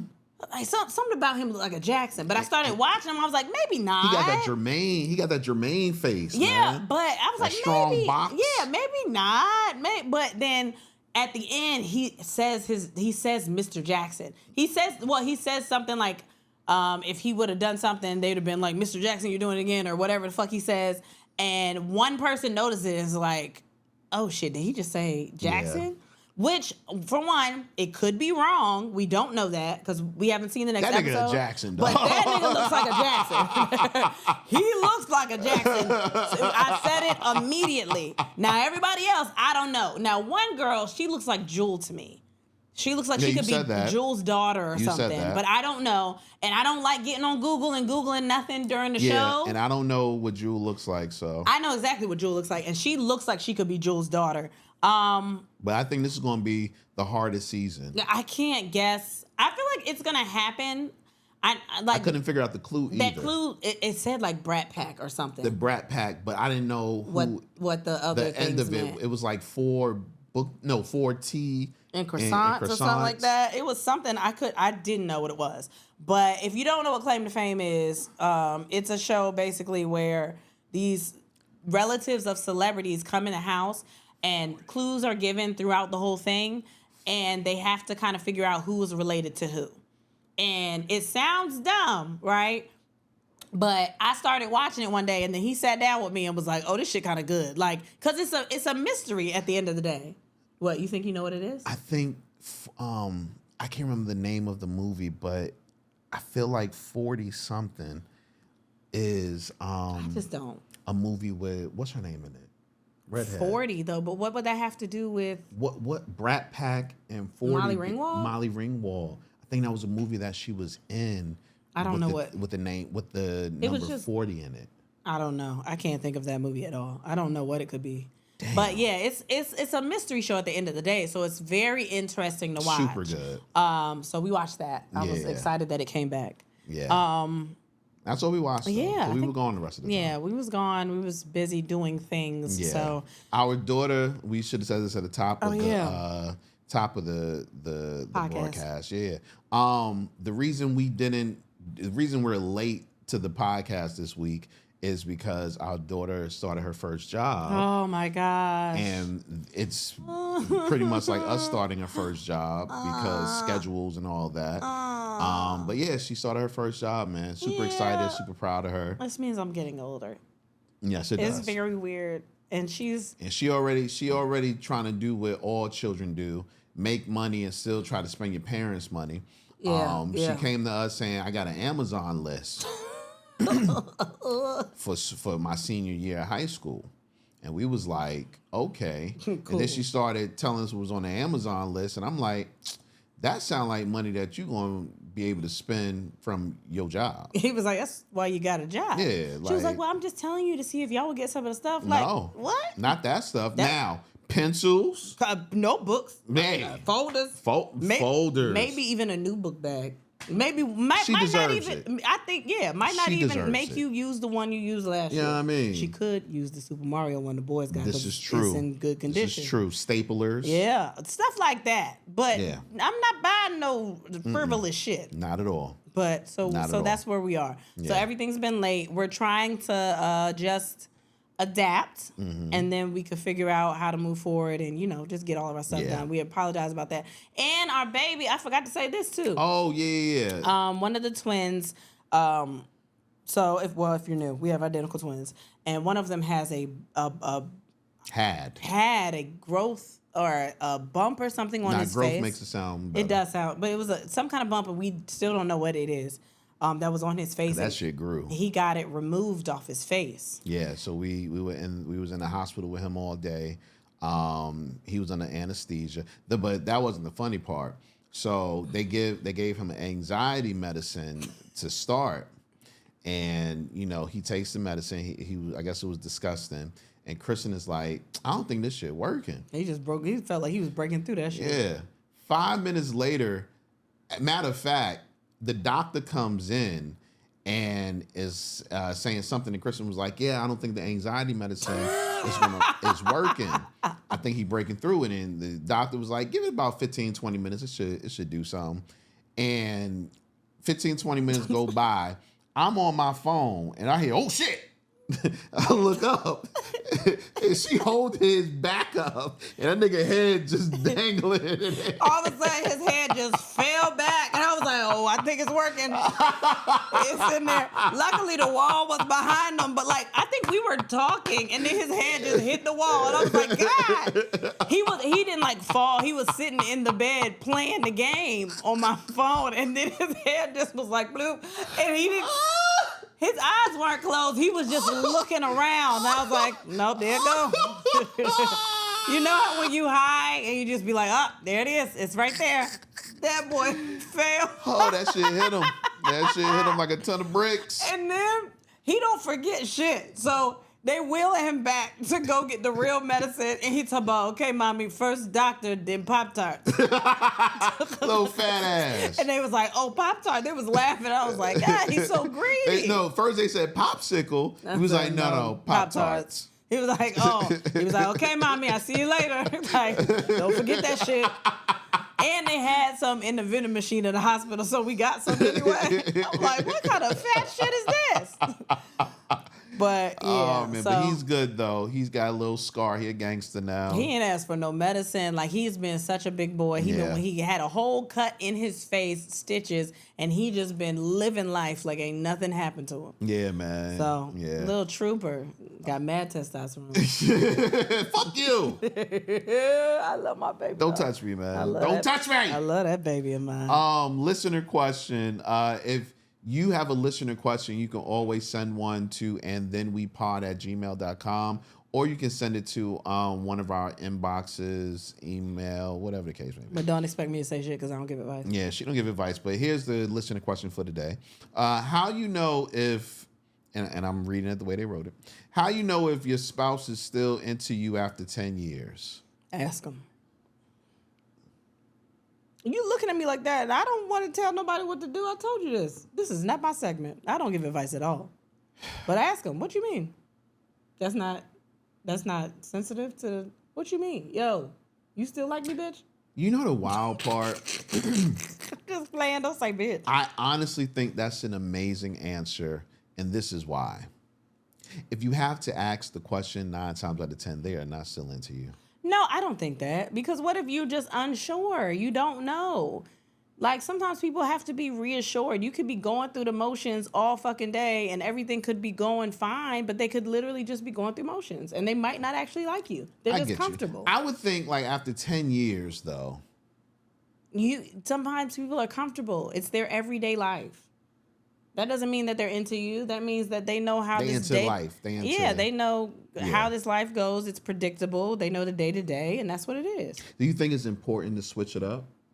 What you mean? Like if you find yourself in a... Yeah, why not? Because we still gotta...